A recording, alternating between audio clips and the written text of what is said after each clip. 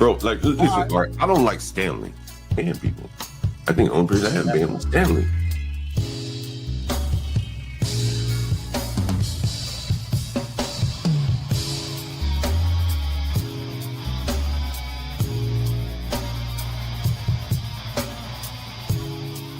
What it is. But like I say, man, you I literally said they need to understand. It's called Stanley versus. I need to finish what I say first. And just assume their character by stereotype? I think people do that every day. Okay, I didn't ask you. What do I think it's okay? Do you think it's okay? I need to finish what I say first.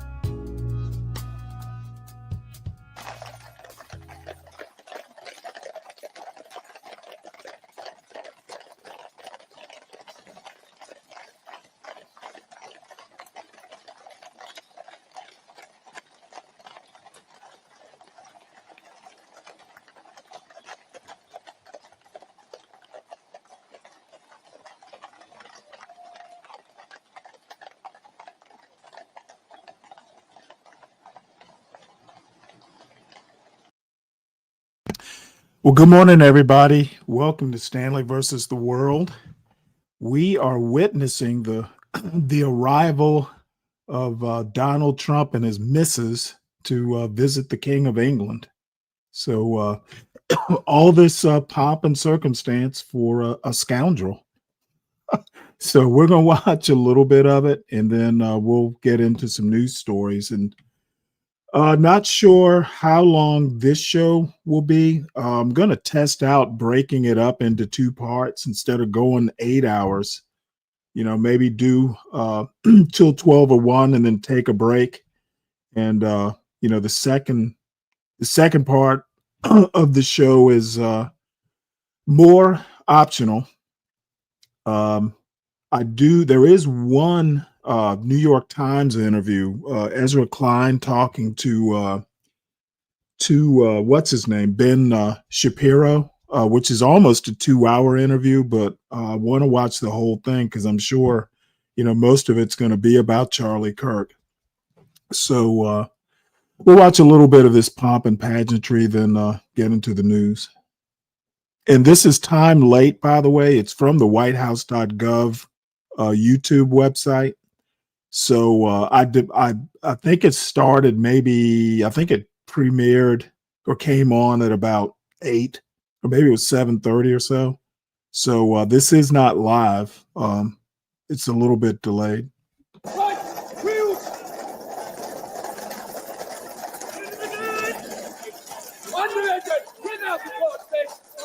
To the right.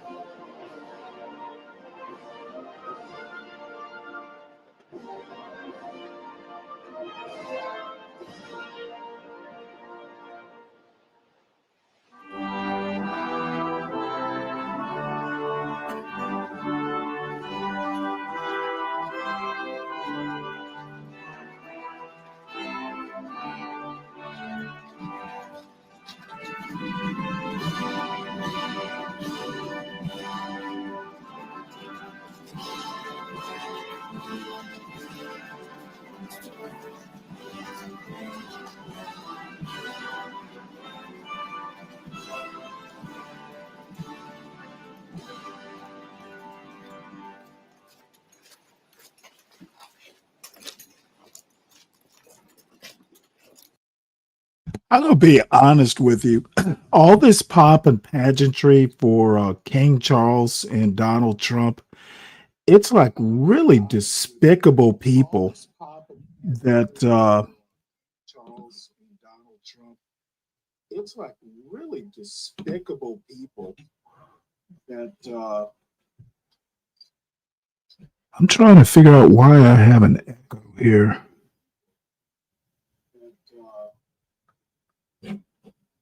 I'm trying to figure out why I have an echo here. Give me 1 minute. I'll just start this back up.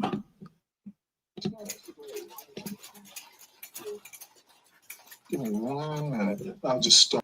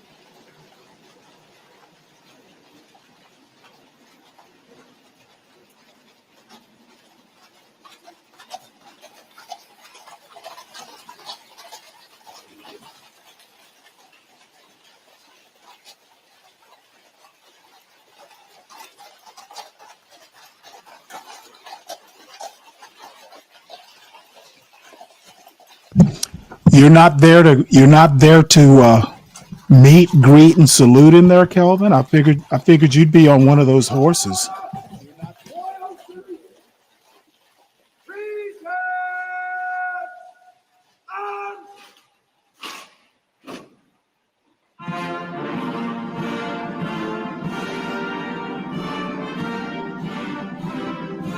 Kelvin, I think he's meeting Starmer tomorrow.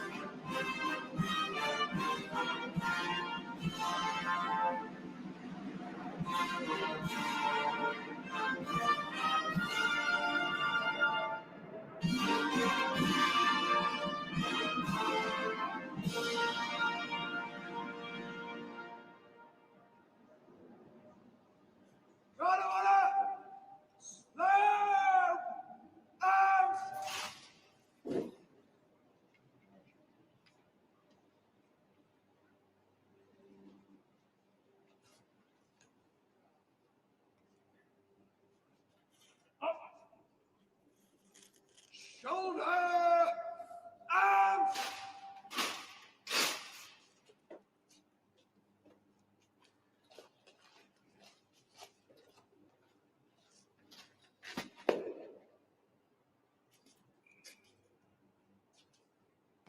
Why does Camilla always wear her hat crooked? Is her head lopsided?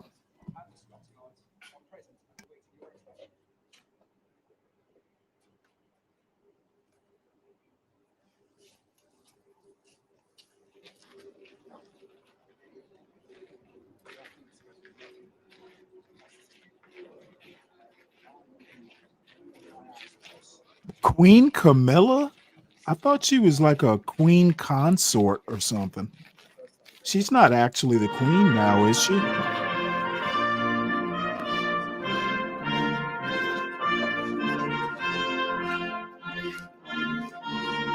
Jesus Christ, y'all have really bad taste in queens and kings for that matter. I'm a Diana man.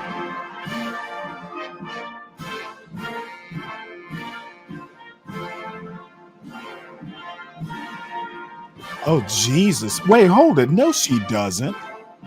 I mean, she will be like, I mean, what's his name? George becomes, not George, William becomes king.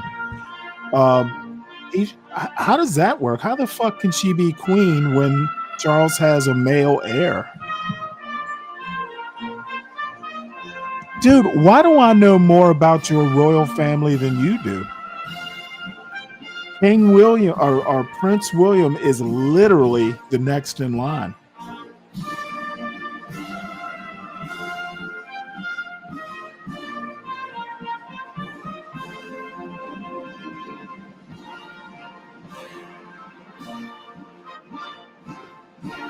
Like I said, the British have poor taste in leaders.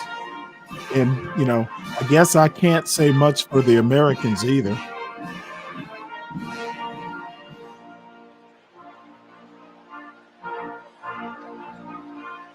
Will she? How can she do that when his wife will be the queen? Maybe she'll be like the evil stepmother, like Queen's stepmother. I mean, what, you know what? As a matter of fact, I don't give a shit. Any country or empire or whatever y'all are, any commonwealth that has a queen, there's something to be said for how decrepit that is.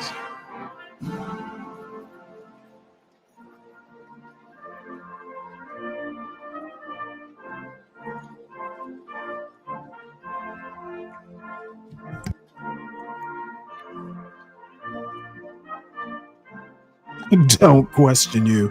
Dude, you can't even ride a horse. Most of the royals can ride at least.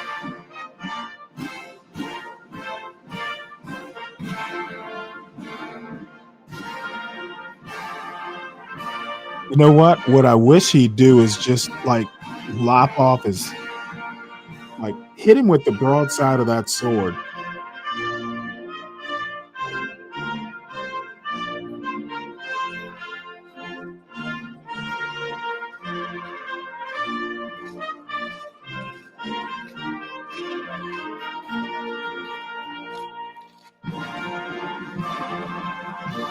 Culture, this is culture? Oh my Lord.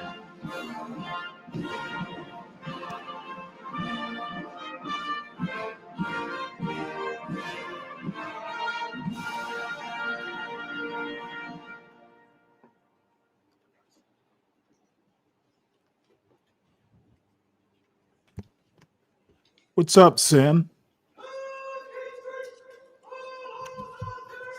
John Galt must not be shit talking right now.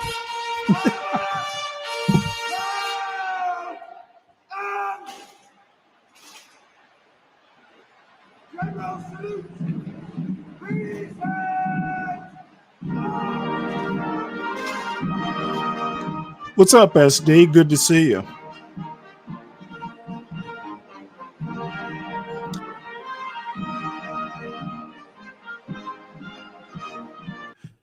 And I know this might be a little boring, but it's I think it's Windsor Castle. Kelvin, tell me if this is Windsor Castle or not, but he and Donald Trump and his lovely lady Melania are arriving. I think it's at Windsor Castle for the state visit and all that. We're not going to watch all of it, but a little bit of it, is interesting at least. And since we have Kelvin, who is from Britain or lives in London, since we have him here, it'll be my chance to roast his royal ass.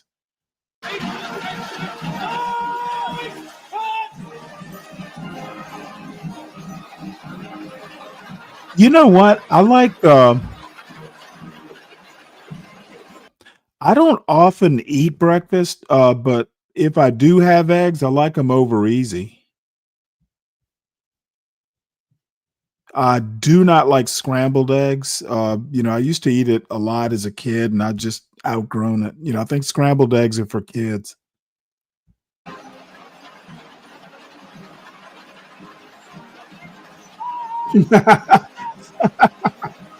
At least I know it's royal. You know what? That's do funny talk.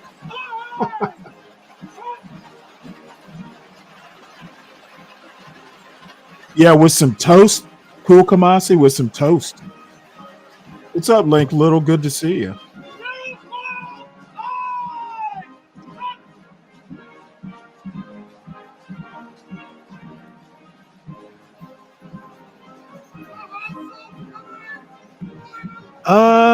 No, sunny side up. I just like over easy. I don't know why. I just like them that way. I mean, I can eat them sunny side up. I tell you what's really good though, and I never do it because it's just too much work. If I really, sunny side up is easy. Poached eggs are the best. And then people will do like what is it? Like the what are they called? I don't even remember what they're called, but you can boil your eggs. But that like having egg cups and all that shit, it's way too much work. I had a girlfriend once from Denmark, as a matter of fact, and she was into those what are they 5-minute eggs or whatever, and then you break the shell with your spoon and dip the egg out and all that shit. Just do sunny side up and you get all that eggy goodness. I don't need an egg cup. Oops, sorry about that. Yeah, eggs Benedict. Yep, but it's too much work for one person.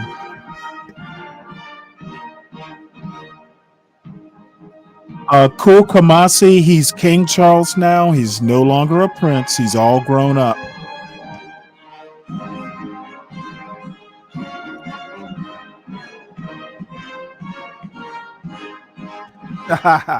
She's sure enough dead, Napstar.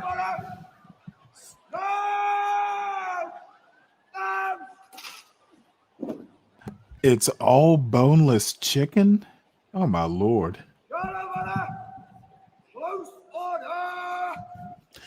No, I gave her eggs Benedict with sausage. She likes sausage with her eggs Benedict. To the left in 3, 4, 3. Left.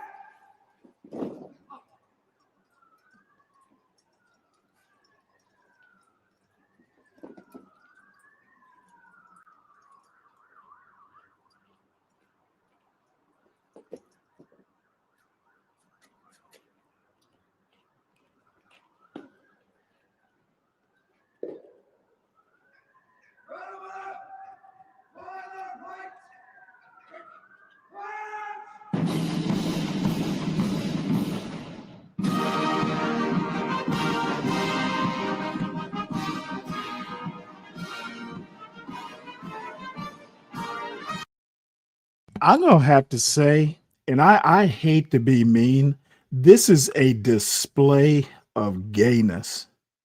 This is like these big fuzzy things. I know that you wear that big fuzzy helmet on occasion. Kelvin. you're a sergeant at arms in this outfit. Dude, those silly fucking hats and the weird marching style with the arms.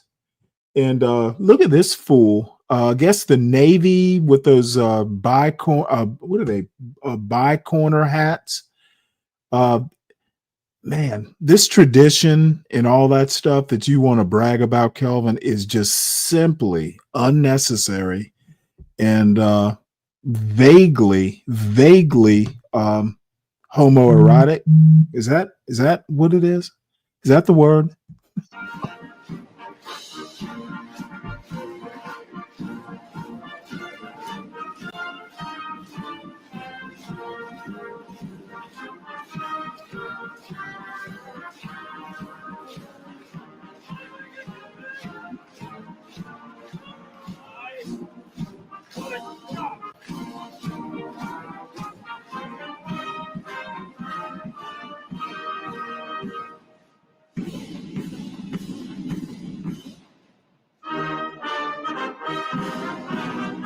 Oh my God.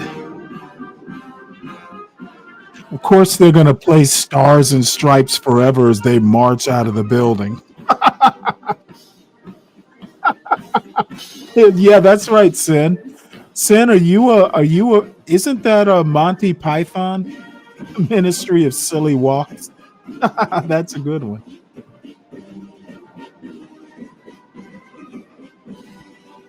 What's up, Lord ADS? How you doing? What's up, Brian? Yeah, it's been a while. I have to go back and watch some of these, some of the old. I haven't watched Monty Python. When I was a kid, the show used to come on the PBS station, the local PBS station in Savannah, and I used to watch it like every Saturday night. And I don't know. One day my father and I were talking, and I'm like, "Oh yeah, well, have you ever watched Monty Python?" And he looked at me and shook his head, and he said, "Nah, that's just silly." It wasn't his type of humor apparently, but I always appreciated it. And what is it? Life of Brian. I definitely liked. I ought to rewatch that too. And then what was the last like movie when I was a kid? I can't think of the name of it. It was the one with the corporate raiders and the buildings are like pirate ships. Anyway, I won't get off on Monty Python, but this actually looks like a skit from a Monty Python show.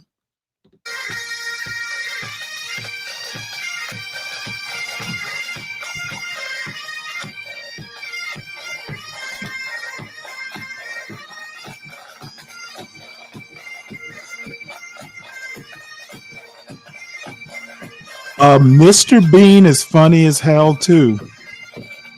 I think Mr. Bean, you can if you have Amazon Prime. I have BritBox, so I watch occasionally watch British shows. And I think Mr. Bean is one of the offerings on BritBox.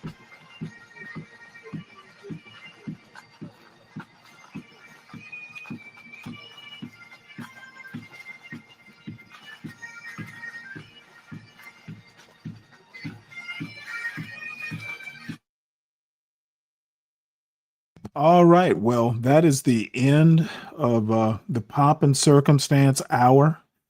Now let us progress to the news, and I'll rush through this. And I appreciate everybody for being here. I know, I tend to be a bit of a bore, but I do like news stuff, and we'll get into the fuckery, later this afternoon if I do a second show. But I want to run through this right quick. There was something. This is ground news, which I should really use more.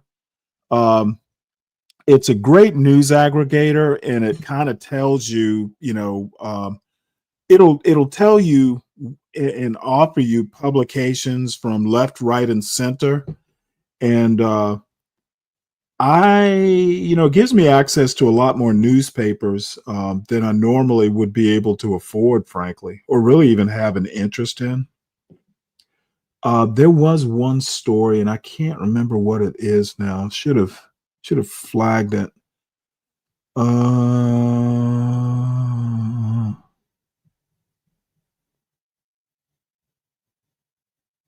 Yeah, maybe this is the one.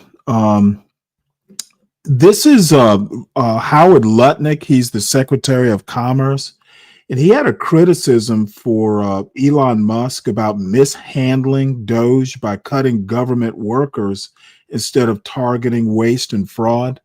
And if you recall, one of the goals of Doge was to actually, highlight and get rid of waste, fraud, and abuse. And literally nothing has come of that mission that I'm aware of. Maybe I missed something, but it was literally a waste of time and money, and Doge will just disappear and will have not accomplished much of anything. And then speaking of waste, fraud, and abuse, apparently a government shutdown is possible at the end of the month. And according to this, House Minority Leader Hakeem Jeffries and Senate Minority Leader Chuck Schumer oppose a Republican stopgap spending bill as a government shutdown approaches on October 1. That's a couple weeks from now. Basically, they are saying, nope,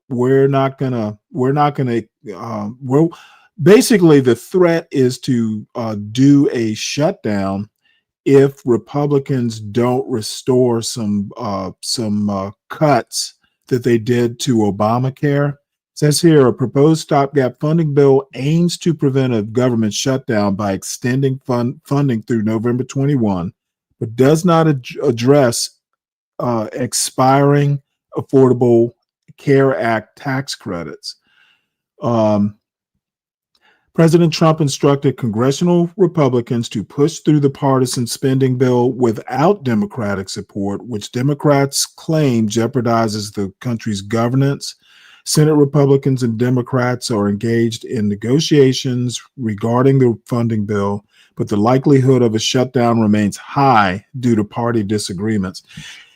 And I can't remember, I'd have to go look it up, but if they do a stopgap bill, I'm not sure, I can't remember whether you need 60 votes in the Senate or if it can pass with just a simple majority.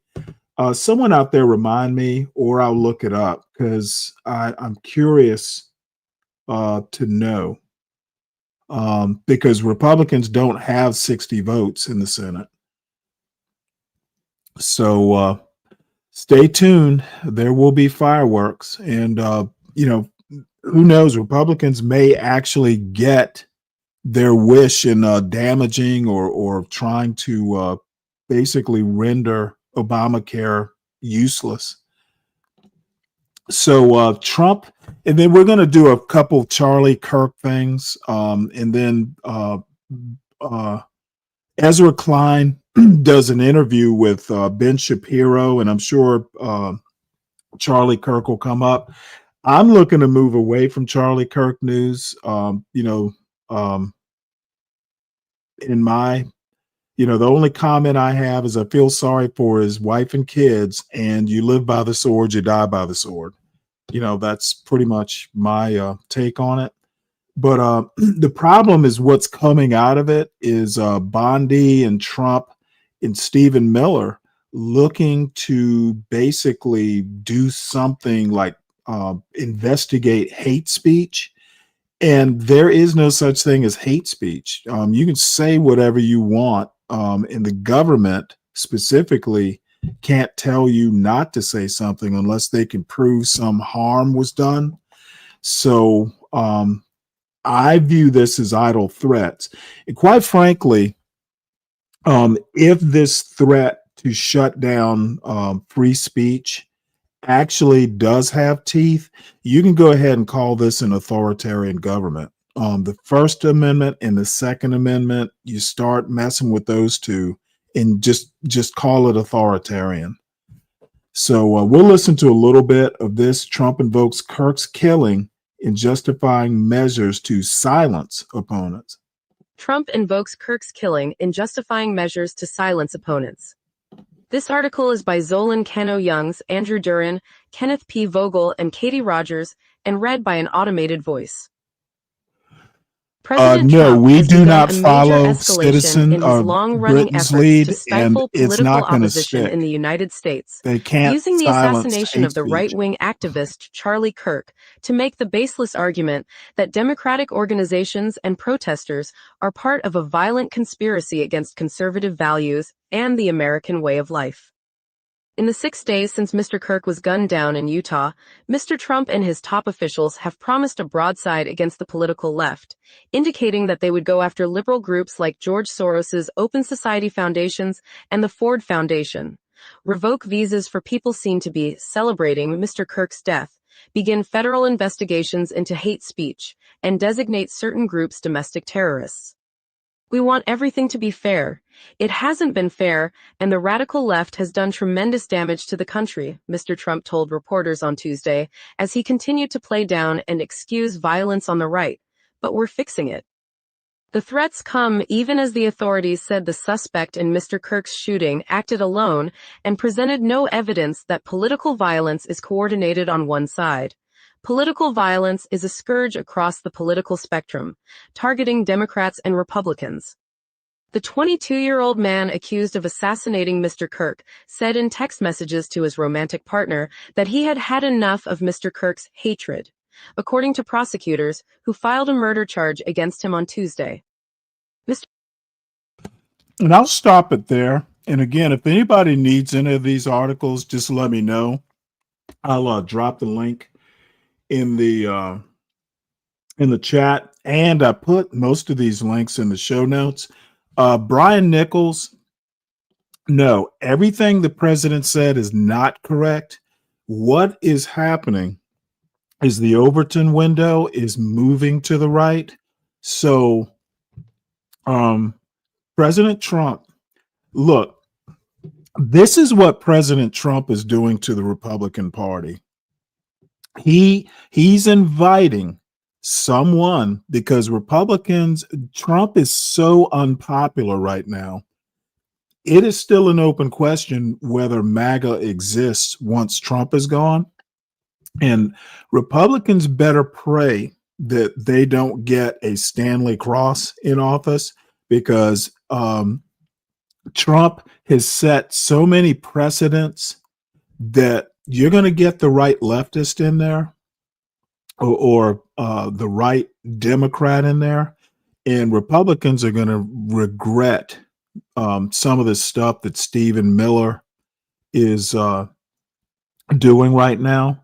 Nothing lasts forever in American politics. And I don't know whether Trump is just predicting or hoping that MAGA continues once he's out of the picture, because he does have a shelf life, whether we like it or not. And I don't see MAGA surviving without Trump as the personality, because they are approaching a cult. So Donald Trump is incorrect. Donald Trump is dreaming, and it's just incredible, and it won't last. Pam Bondi's First Amendment education, and this is a good example right here. She talked some shit in the Oval Office yesterday, and now she's walking it back. With Progressive, it's easy to reach customer God service damn with it. our app, website, chat, or by He's phone. fucking Because when mad. getting help is hard. Oh, a little hope over here. Thank you for calling Bench Press Assistance. What? Due to excessive gym volume, all available spot. Getting assistance should be easy. With Progressive. By an AI-generated voice. Hate speech is a term of art perfected by campus bureaucrats to shut down views that progressives dislike.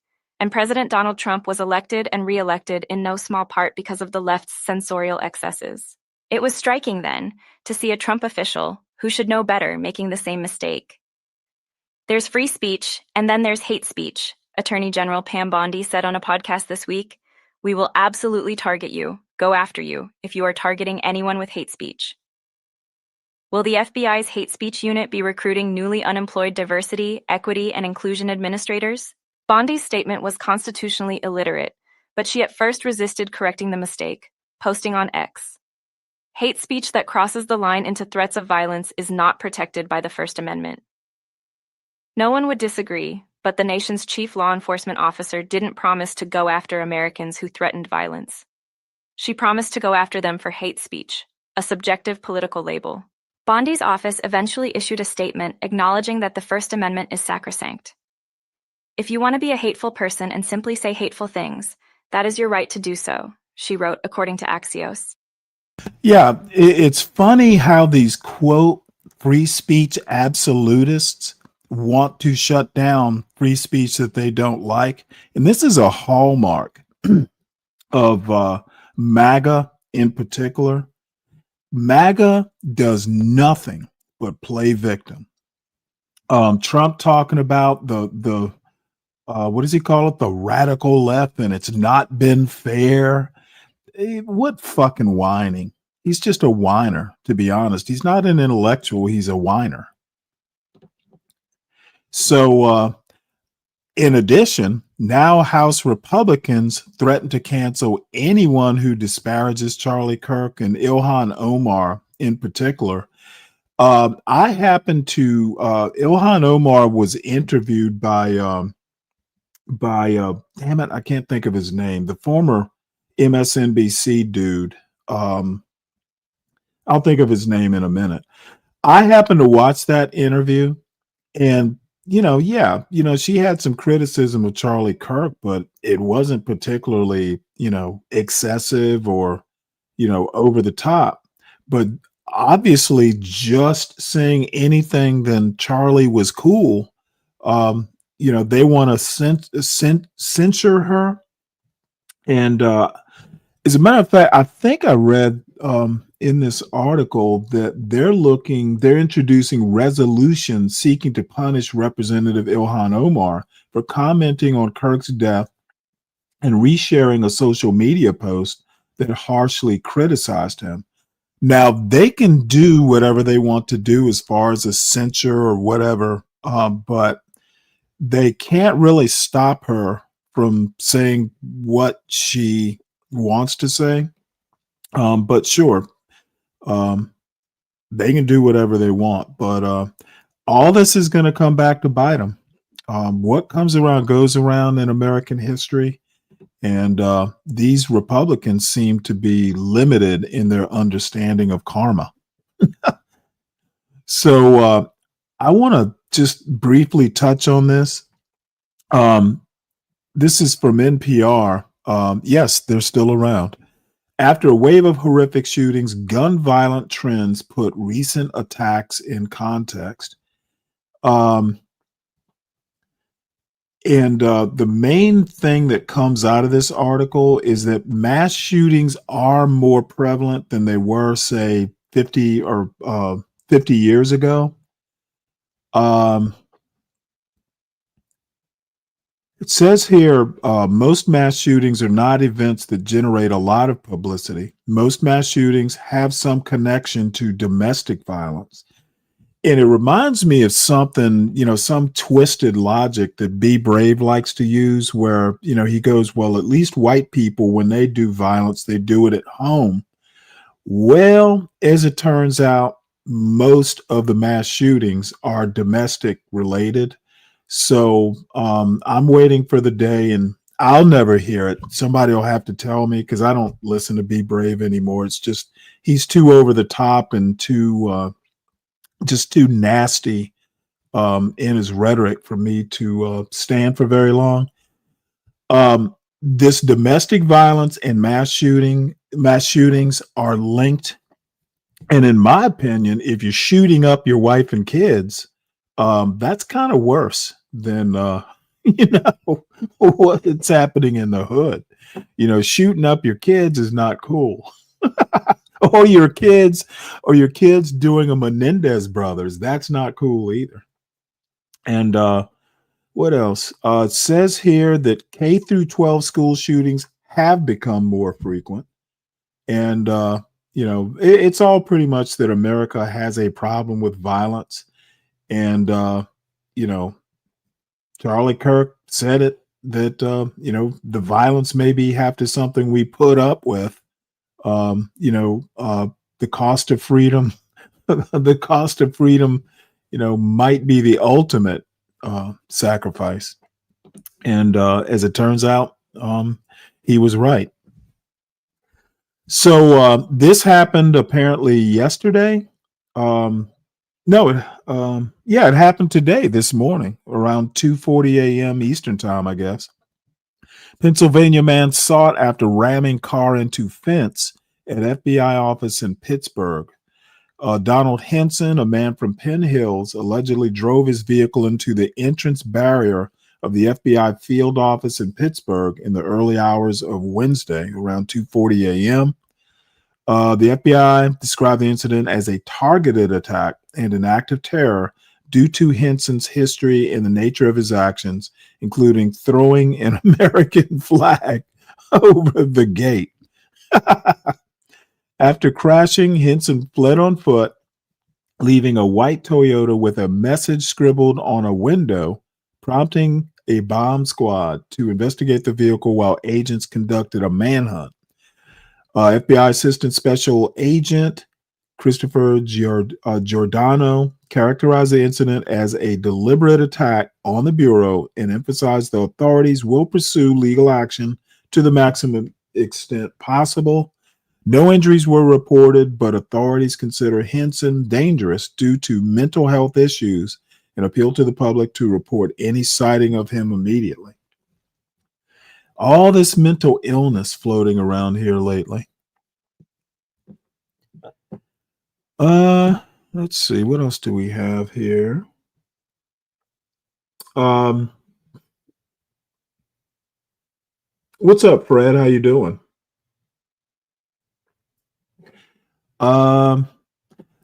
This is actually interesting. Ben and Jerry's co-founder, Jerry Greenfield, has quit. I didn't know Ben and Jerry's was bought by Unilever, which I believe is a German company, or maybe it's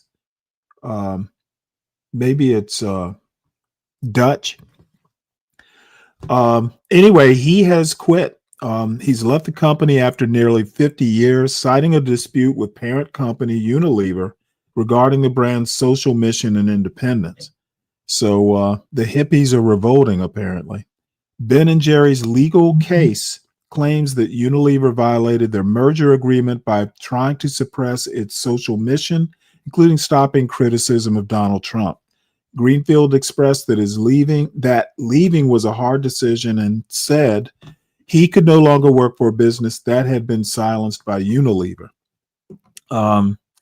It was bound to happen, to be honest. And I know those of us who love them some Fonnie Willis. I know I'm one of them. Apparently, the Georgia Supreme Court has basically taken her off the Trump case. So, yeah, Trump's going to get away scot-free with the 2020 stuff. And then kind of a related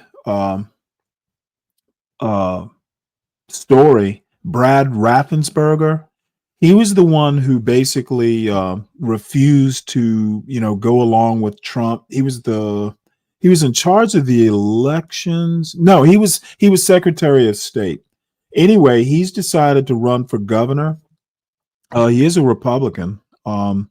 So Georgia Secretary of State Brad Raffensperger has announced he is running for governor in the Republican primary.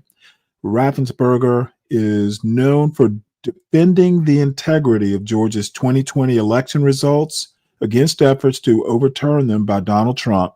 He has emphasized conservative positions while facing opposition from Trump supporters. Well, they're not conservatives. In his announcement, he vowed to address issues like safety and affordability for Georgians. So that is what the 2020 election fallout has wrought. A gubernatorial candidate and Fonnie Willis basically being taken off the case. And I do have to say, as far as Fonnie Willis goes, it was really a bad show on her part.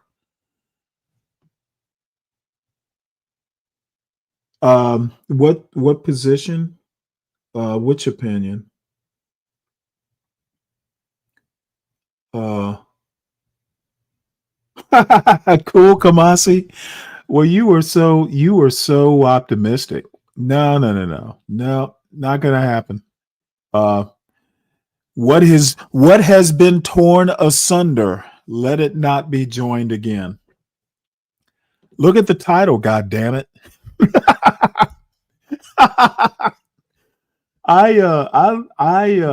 John Galt is like a typical like MAGA person, even though he swears he's not political. He's a fucking professional victim, to be honest. So I'm done with the whining, and I'm I'm solo dolo right now. So that's really all the news stuff I had.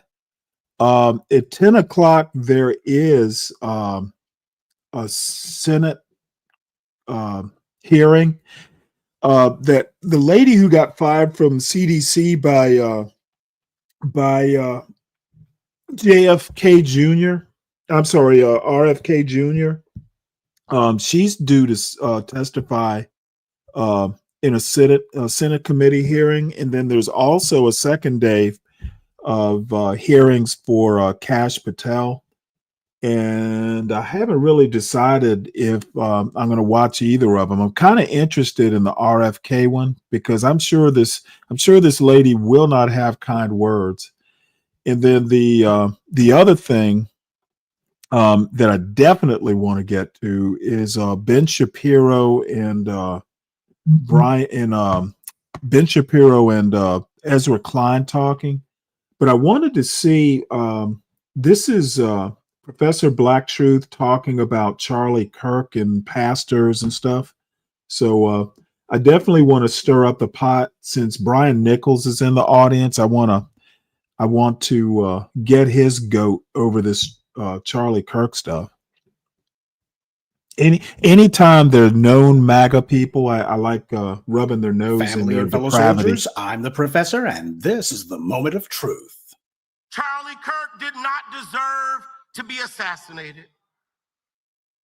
But I'm overwhelmed seeing the flags of the United States of America at half staff calling this nation to honor and venerate a man who was an unapologetic racist and spent all of his life sowing seeds of division and hate into this land.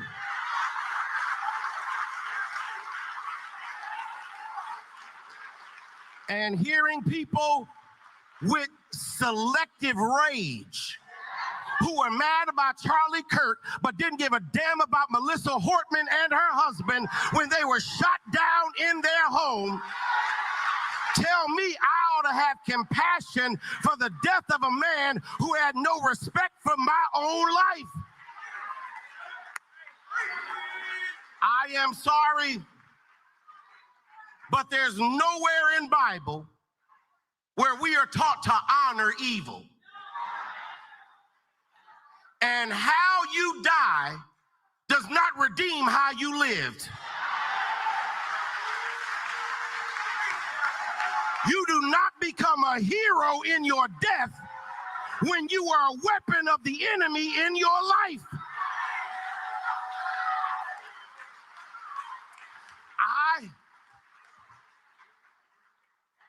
I can abhor the violence that took your life, but I don't have to celebrate how you chose to live. For going on a week now, we've had the white right engaged in an orgy of phony outrage and all of this counterfeit concern. It's essentially a more obnoxious version of what the country endured after 9/11. W and his administration were already underwater when it came to public approval. These guys were floundering, and on top of that, their little right-wing agenda had stalled out. They desperately needed something that they could point to in order to try to ramrod their agenda down the country's throat. And then W, in his gargantuan incompetence, basically allowed 9/11 to happen. When you get a presidential daily briefing warning you that there's an imminent terrorist attack and who it's from, and you just sit there and go, well, I'm sure it'll be all right. Yeah, you basically allowed it to occur.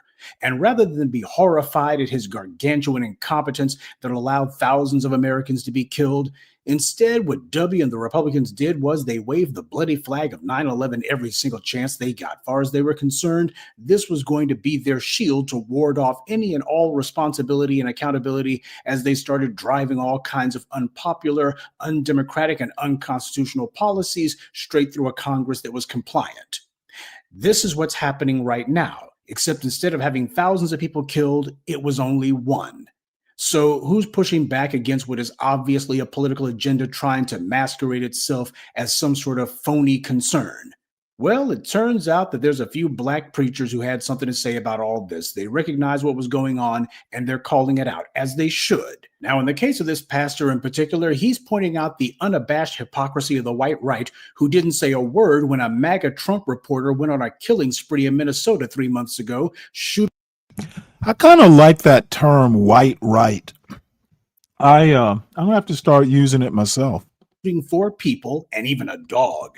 In this case, this political assassin murdered the Democratic Speaker of the Minnesota legislature, Melissa Hortman, along with killing her husband and their dog. And in addition to that, he shot and injured another Democratic legislator, Minnesota State Senator John Hoffman, and his wife Yvette, both of whom survived the attempt on their lives, but they're still in recovery, truth be told. That's what happened just a few months ago. Interesting how political violence wasn't on anyone's radar then. Instead, Donald Trump was sidestepping the issue and the Republicans weren't really discussing it at all. And truth be told, the Democrats, they didn't seem to be too terribly bothered by it either. And on a side note, while obviously you can't help but agree with what this pastor was saying, there were some other remarks that he made during this sermon that we could have done without. Him shoehorning in other categories based on their lifestyle, or even deciding that he's going to be mentioning the ICE raids. And speaking of ICE raids, when the ICE raids were going on, a lot of people were angry and upset that black people, specifically foundational black Americans, didn't put on the cape and come to anyone's rescue. We decided that, hey, we're sick and tired of us always being the ones who have to rescue everybody, especially when everyone else makes it a habit to spit in our faces. We were leaving everybody else to stand up for themselves, which we should have done a long time ago. And the white right wasn't bothered by that at all because they weren't rounding up any white people. Well, now Charlie Kirk is dead, and we're seeing those exact same folks on the white right who were only too glad that black folks didn't have anything to say about the ICE raids. Now they're making demands that black people have to care. In fact, we're seeing demands that we have to mourn for Charlie Kirk no matter what. And we got people threatening us because we're not. That's what the HBCU threats are actually about. It's no different than we had trash like Laura Ingraham complaining and whining like a pig stuck under a gate. Oh, those NBA players, they just need to shut up and dribble. And then when you had the protest in Hong Kong, people who were out there demonstrating against the Chinese government, which, by the way, was fueled, funded, and organized by the United States, when those protests, quote unquote, were going down, those exact same right-wing nuts were whining and complaining and saying, how come these NBA players are playing games in China and they're just going along and they're not doing anything? How come they're not saying anything? Well, gee, you can't have it both ways. It can't be you guys need to speak up and at the same time shut up and dribble. So that's what the NBA players did, and that was the right thing to do. It's like, hey, we can't say anything. We're just going to shut up and dribble. That's what's supposed to happen. Tell all of these people, we're not lending our voice to anything that is not supporting our power. And the same thing goes for Charlie Kirk. All of his would-be boosters and cheerleaders, all of this phony outrage that they're putting on, they know exactly what a racist Charlie Kirk was. What they want is for black people to get out there and say, oh, well, he wasn't that bad, right? They're looking for us to lend our own infallible moral legitimacy to an out-and-out anti-black racist. That's what this is really about. Because they can't try to do any sort of quickie, half-brained rehabilitation effort on his putrid reputation unless they can get some dumb, gullible Negroes to go along with it, which unfortunately there's been a handful, which is why you got the black grassroots who have to speak up. You know, it feels like it was just last week the racial obsession of the white right was with a Ukrainian woman on a train. Wait, it was just last week. That is, up until Wednesday, and they would still be pushing that phony white outrage boulder up the hill. That is, if a bigger boulder hadn't come along. The white right's furious because of the fact that you've had all of these billionaires out here, all of these low-key white supremacist trash who have been deciding that they're going to be doing tributes for Charlie Kirk, and they're trying to whitewash his reputation as a matter of, well, we need to normalize this guy. And what's been happening is you've had black folks who are saying, oh, hold up. If you're going to sit here and praise this guy as some sort of First Amendment champion, let's go ahead and tell everybody what he did with his First Amendment rights. Let's go ahead and show everybody what he's been saying. And they're going, oh, not like that. You're not supposed to be reminding people what he said. Well, hey, if you're proud of this guy, then you should be proud of everything he's done, or at least proud of most of it. Instead, they're like, oh, well, just don't tell anybody. I mean, we're just saying in the abstract. Yeah, well, we're saying in the literal. The more that they try to defend this guy, the more that they have to avoid talking about him. You see, most Americans, believe it or not, didn't know or care who Charlie Kirk was. But now they're finding out. Democrats in particular, though, should be leading the charge to go ahead and tell the truth about him, but they're not. Instead, we've seen people like Bernie Sanders praising Charlie Kirk. I want to say a few words regarding the terrible murder yesterday of Charlie Kirk, someone who I strongly disagreed with on almost every issue, but who was clearly a very smart and effective communicator and organizer, and someone unafraid to get out into the world and engage the public. My condolences go out to his wife and his family. And of course, when it comes to political cowardice, Gavin Newsom will not be outdone. That clown was saying that people should honor Charlie Kirk, honor an unapologetic racist. Here you got Gavin Newsom basically saying, in fact, not basically just coming out and saying that, well, we need to be carrying on what he did. The only thing that Charlie Kirk did was to engage in a nonstop campaign of anti-Black racism full of grotesque distortions, vituperation, and outright lies. That's what this guy did. There is no way to reconcile the moral legitimacy of the Black community with the cheap, vile racism that Charlie Kirk expressed every day of his life. And all you clowns out there saying, vote for the Democrats. Yeah, you see what it is that you want us to vote for. This is what you want Black folks to vote for. These are the guys who are going to be standing up against fascism. They're sitting here praising the fascists. The Democrats have gone way beyond mere political cowardice. They're openly collaborating with the white right now. All of you Bernie bros and other brain-dead morons who said that you backed Bernie Sanders and you had the nerve to whine at the Black grassroots and say, how come you guys ain't with Bernie Sanders? He's a solid dude. Y'all should be supporting him. Well, I'd like to know, are you going to apologize for that now? Because here we are, in a situation where everybody has to go on the record with what they really believe, and Bernie Sanders is saying he stands with Charlie Kirk. Oh, he ain't standing for reparations. That's unfeasible. That's unfeasible. What he really meant was, well, that's something that my donors wouldn't like. He felt that it was unpopular. But standing with an anti-Black racist like Charlie Kirk and praising him, well, that is feasible. That is acceptable. Why? Because it doesn't offend the donors, who are usually rich, white, and bigoted. Instead, it's something that offends the Black grassroots, who, as far as Bernie Sanders is concerned, well, those people weren't giving me very much money to begin with. If Republicans are leading the charge to flood the zone with lies, then one has to wonder why the Democrats are doing everything they can to avoid speaking the truth. Of course, the white right's going to try to exploit this for political gain. There's been no killing that they haven't tried to politicize one way or the other for their own benefit. If they couldn't find a way to demonize a Black victim of white supremacist violence, then what they would do instead is say, we just need to move on to something else. That's the reason why they moved on so easily from that Ukrainian woman who was killed, because that's what they always do. They could care less about people. All they care about is their own power. Politicization, however, is something that you can only do one subject at a time. You can't really politicize multiple things all at once.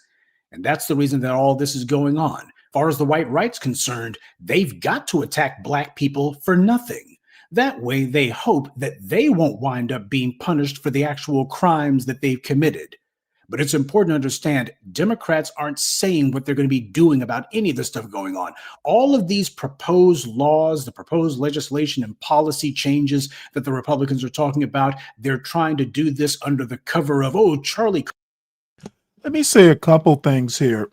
Cool Kamasi, I know you must be trolling. The mentioning be brave and intellectually in the same sentence, you feeling okay this morning? Intellect and be brave are literally antithetical. So I'm sure it's got to be trolling. And then Sugar Bum, one point about this, and I've said it, about Charlie Kirk and be brave and all the rest of the these low impact white males. Stop talking about Black fatherhood. There is more than enough problems with white fatherhood, and why you're racializing fatherhood, I don't know. I think just racializing fatherhood is racist. But, skipping over that, fathers who are shooting up their families, fathers who are raising, this guy, Taylor, what's his name, to go out and assassinate people. There are a lot of problems in how white fathers are raising their kids. They're turning them all into school shooters and assassins and the like. So he needs to make sure, well, he should have made sure his own house was in order before he starts racializing everything. But oh well, it's a little too late. A little too late for that advice, I guess.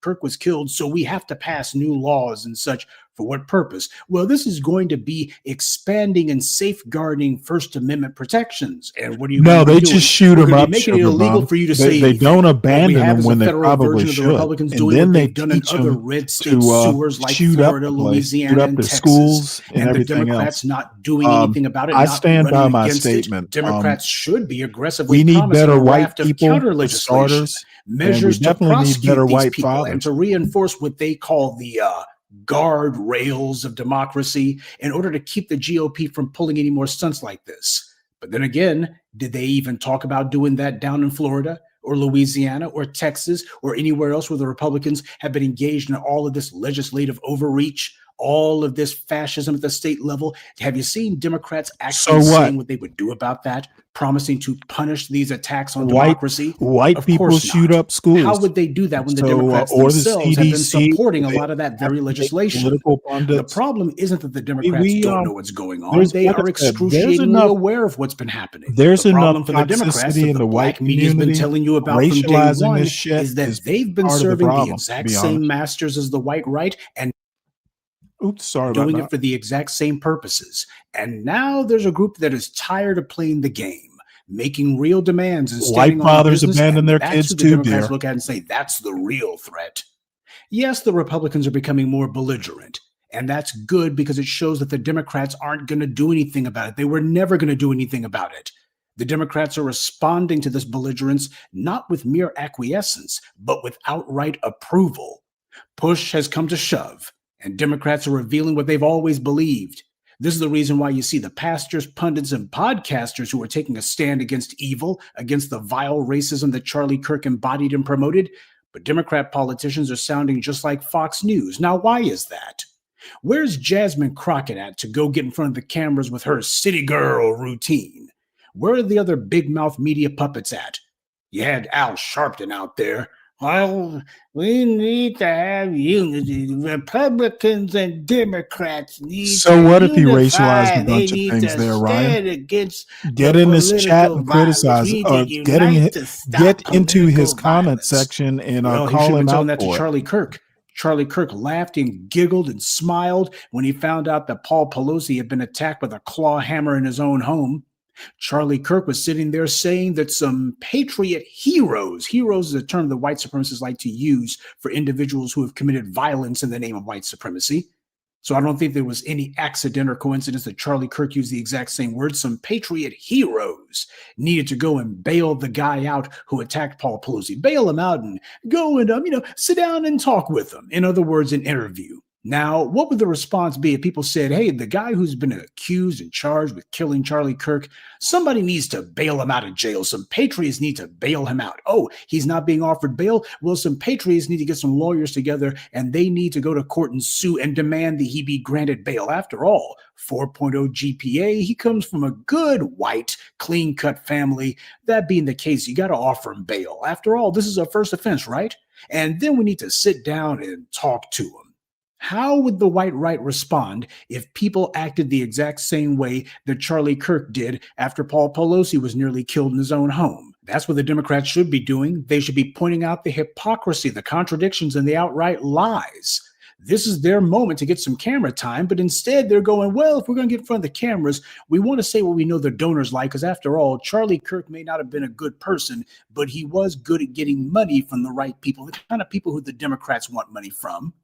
Instead, they're trying to prove how much they love the bigots and the fascists, and they're in hiding. To all you DNC shills who infest my comment section, these are the people who are going to stand for democracy. These are the people who you've been telling us are going to stand up against fascism. They won't even stand up to garden variety racists like Charlie Kirk, because their goal is to help push the needle back towards the right. The last 10 years has seen a gradual erosion of the status quo, and even a small change has huge consequences. So the donor class within the DNC and the establishment DNC leadership themselves have been pushing a nonstop war on what they call the far left fringe. And what does the far left fringe do? Are they killing people? Are they blowing things up? No. Okay, let me correct you, Tyrone. Charlie Kirk was shot doing like a college, a campus visit, a campus speech or whatever. So he was more than just a podcaster. He would go out on the college circuit. He had like a 14 college tour planned.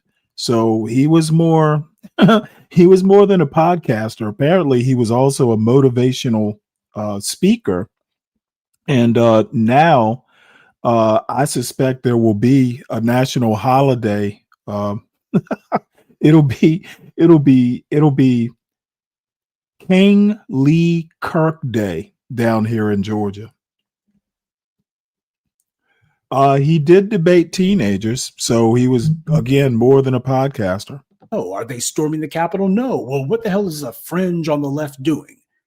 They're making basic demands for meaningful policy changes. What's PBT? That's called Fred? Democracy. And when you talk about sewers like MSNBC and CNN and the Oh, New York Professor Times Black and other Truth. white Okay, media my bad. outlets on the Never mind. so-called left, you would think that these liberal publications and outlets would be saying, yeah, you need to stand with those people on the left because they're the only ones standing for what's right. Instead, it's been the opposite.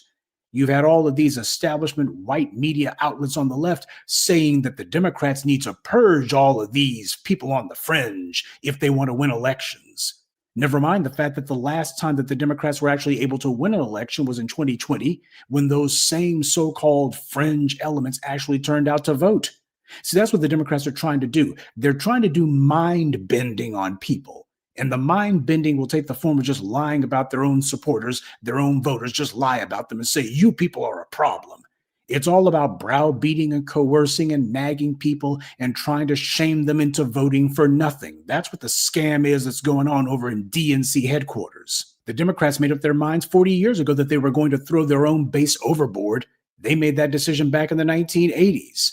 But here they are today trying to claim that the very voters who were the only reason that they were in power in 2020, somehow they're the problem. No, that's just a lie. See, all of this going on, this is the reason why it's good that the orange man is back in the White House, because we got some political truth serum going on here. Things have come to a head. People have been talking a good game about what they're going to do and what they would do. And now that you got the forces of evil on the march, now it's time for them to show what they're going to do. And what they've shown us is they're not going to stand up. Hell, they're not even going to speak up. Instead, they're just going to back down and sit down. They're going to go hide somewhere. So they're going on the record, and what they're showing is they didn't mean a word of what they said. They just wanted to find out who was gullible and dumb enough to go along with it.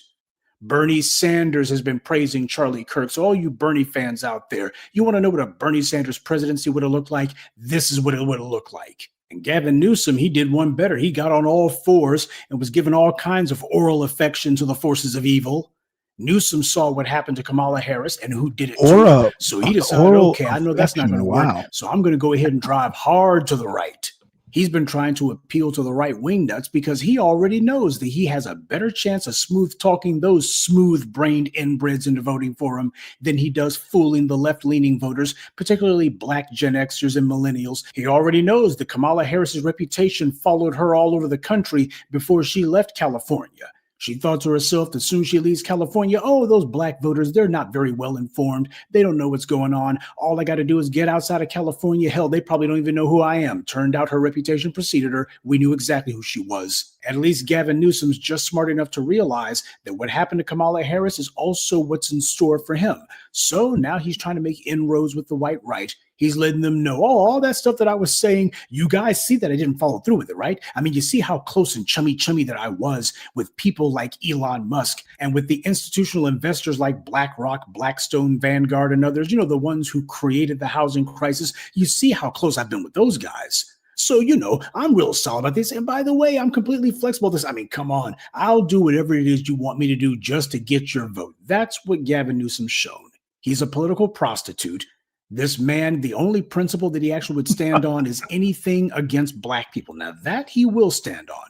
He'll dig in his heels on that. So that's the reason why you see those in the political sphere who you would think would be telling the truth about Charlie Kirk and what all's been going on. That's the reason why they've been so quiet.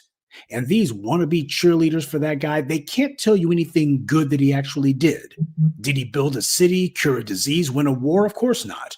What did Charlie Kirk do with his life other than to spout racist tropes and memes about black people? Where are his accomplishments? It's just a fact that whenever Charlie Kirk got in front of a camera or in front of a microphone, all he did was to sow disunity, rancor, and strife. That's all he did. You cannot point to any time when this guy was bringing people together. He was the avatar of racists. He was the bigot who was able to spew the cheap, vile racism that the rest of these haters wished that they could. He was their crash dummy. Well, it turns out that not enough people are fooled for the white right to be able to sit here and think they're going to get any mileage out of his corpse, which is what they're trying to do. Even some within the black clergy, an institution that's been comatose for about the last 50 years, have woken up from their slumber just long enough to go ahead and spit some facts and to tell some truth. Now, I'm not naive enough to think that this is going to be some sort of habit for them, but it says a lot when the most discredited and delegitimized sector of the black community actually wakes up for a moment and is actually able to say something real, something that's actually in line with what black people know to be the truth. And instead of these guys sitting here trying to beg for some faith-based initiative money, instead they actually decided they were going to take a moral stand, albeit one that could do without some of the baggage that they attached to it. But this is what we need to be seeing. What needs to happen is the white supremacists need to go ahead and put aside all pretense of what it is that they want. No more Mr. Nice White Supremacist. Go ahead and just show everybody exactly what it is that they've been after. And then the people can look and say, you know what? It's obvious that the Democrats are not going to do anything about it. So we're going to have to stand up and speak up for ourselves. That's what it's going to take. So please don't go kidding yourself and thinking that the Democrats are going to be congratulating or shaking hands with any of these black pastors. Hell, every time a black pastor speaks some truth, all it takes is some clown on Fox News to go, we don't like this. And the Democrats will be the very first ones to denounce them and say, we got to distance ourselves from Reverend so-and-so. And you know what? That's just fine with me. The righteous and the wicked are not supposed to keep company together. That's the message that these black pastors have been delivering. It's way past time that people who actually are on the side of the angels stand on the side of the angels. The operative term there being stand. Good day and be one. I'd like to take a moment to mention some of our contributors. Wesley Monroe. Yeah, I'll stop it right there. Deacon Dave, what is this you sent me? I generally don't do all the true crime stuff because I find I leave that to I leave that to Portia.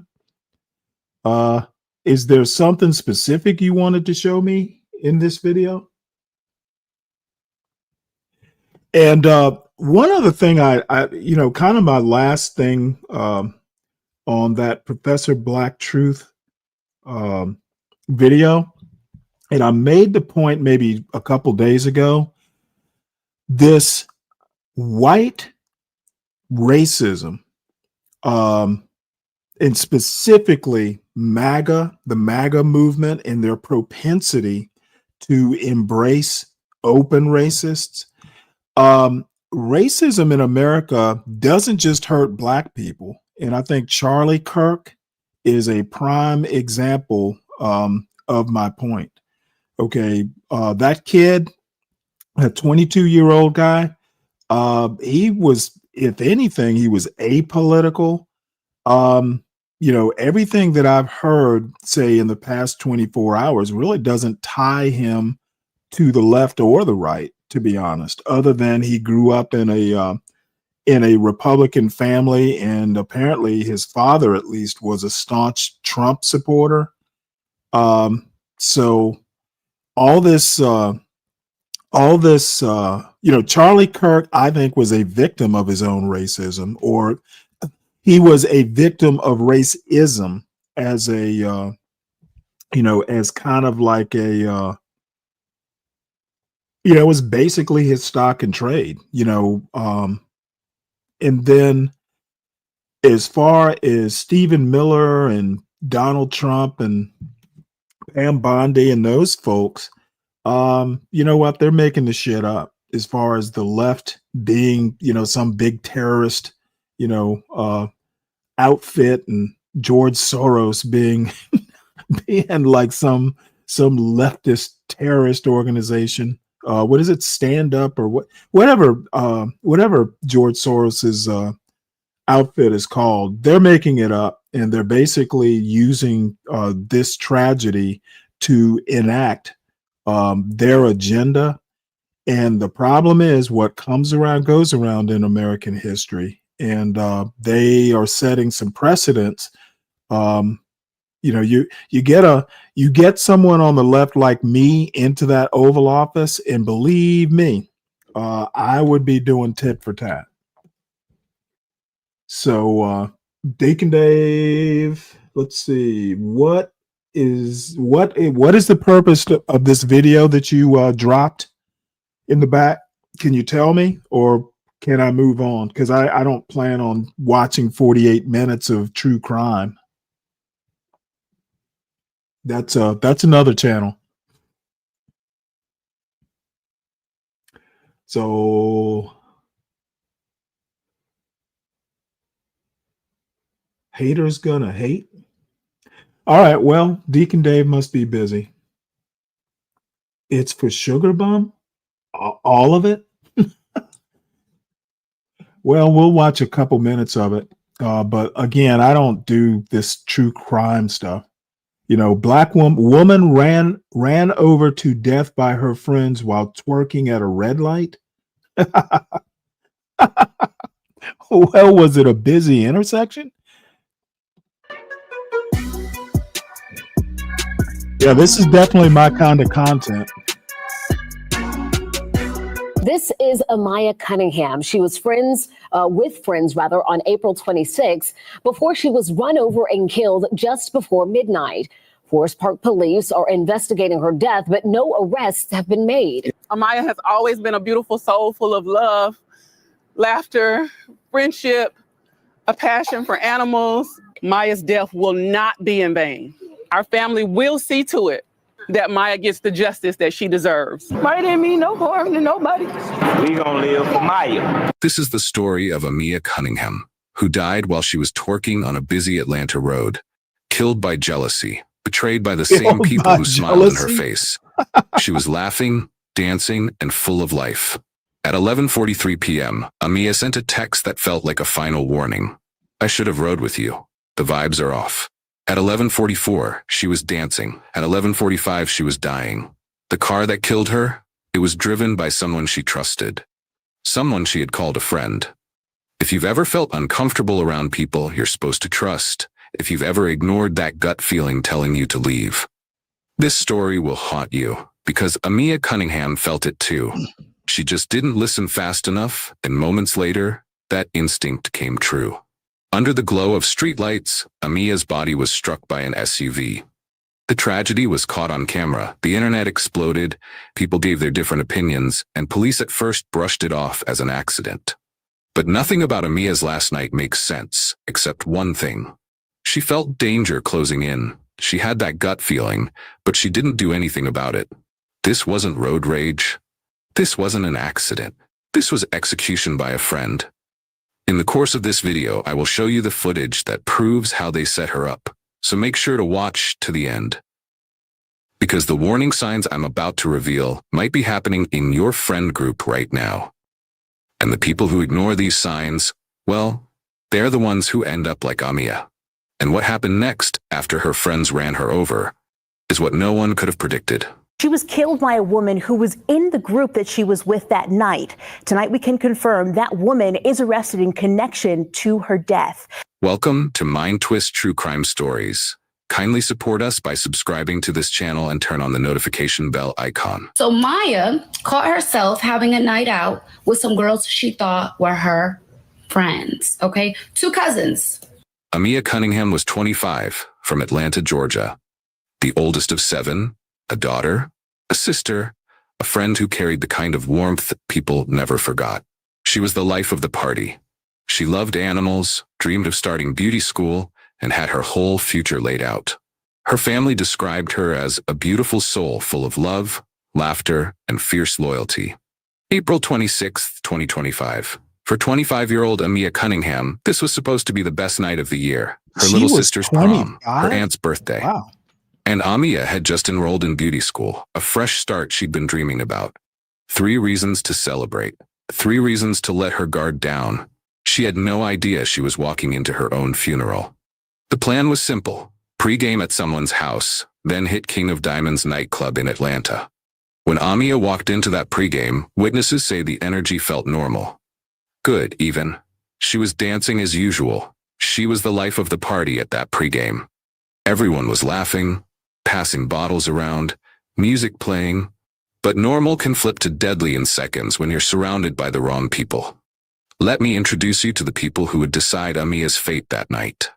Because Amia actually pulled up to the pre-game with these ladies she considered friends until they are not. Alexandria Larkin, 25 years old. The driver. The one with blood on her hands. Here is what you need to know about her. May 21st, 1996, Alexandria Watkins was born. And 29 years later, specifically on April 26, 2025, she will be known to the world as Alex. This Alex, the woman who ran her friend over with the car in Atlanta, Georgia. 25-year-old Amaya Cunningham. Now let's get to know Alex. Alexandria Watkins graduated from Douglas County High School back in 2014 as an honor student. And shortly after that, specifically in 2017, she became God's gift to earth, a mother. Now, we all know all relationships don't work out, but don't get it twisted. As a single mother, Alex is a go-getter. This did not stop her from being successful and doing what she had to do. She eventually got her license to become a patriotic phlebotomist, in which she mostly works around children drawing blood. Now, that's very important to know because we need to know what kind of trusted people are around our children. Now, friends and family would describe Alex as a very giving person. She'll give the shirt off her back to you. She'll surprise you with gifts just because. That's her love language, giving gifts. And she'll never ask for anything in return. And on April 20th. Okay, Deacon Dave, that's your 5 minutes. Anything else?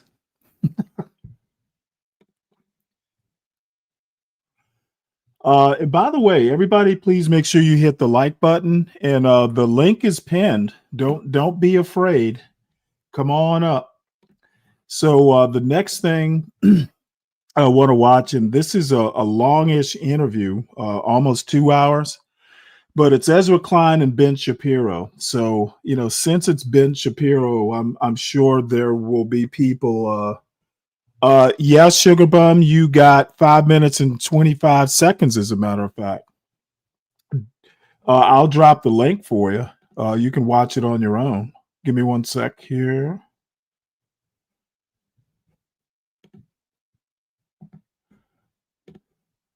So this is Mind Twist True Crime. Mind.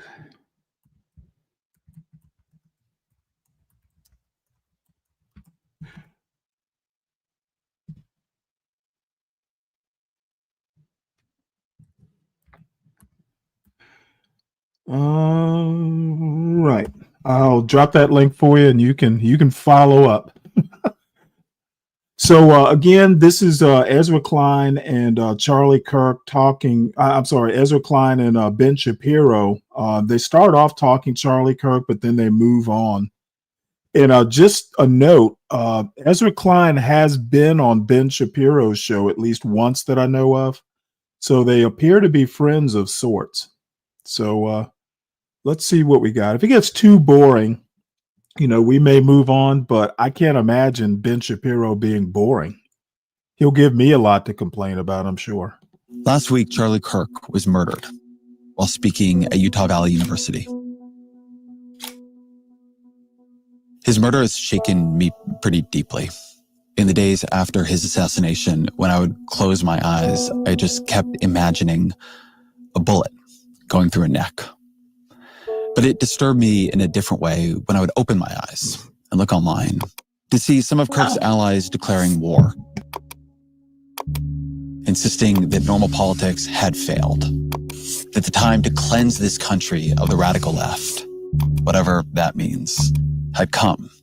When I'd see some of Kirk's critics mocking or reveling in his murder, sharing clips of his worst moments, suggesting in one way or another that he Dave, I deserved it, dropped that the we link were in the better chat off. with her name on it. This was not everybody. It was not most of us. It never is. But the nature of online algorithms means that it makes for a lot of what the most politically engaged see of each other. You could feel the temperature rising. These people need to be defeated, not reasoned with. You have the crazies on the far left who are saying, oh, Stephen Miller and J.D. Vance, they're going to go after constitutionally protected speech. No, we're going to go after the NGO network that foments, facilitates, and engages in violence. In my life, I don't think we have ever felt as close as we do now to some kind of violent national rupture. Because it's not just Kirk. In the last few years, a bullet nearly ended Donald Trump's life. A man tried to burn Josh Shapiro and his family alive in their home. A man broke into Nancy Pelosi's home to kidnap her. And when he didn't find her, he fractured her 82-year-old. She has a link for you, Stanley. She's not former rinsed out. speaker in the Minnesota House and her husband. Oh, okay. were Hold on. assassinated. I'll wrench The her up. CEO of United Healthcare was gunned down in Midtown Manhattan. So she could drop her link. His killer.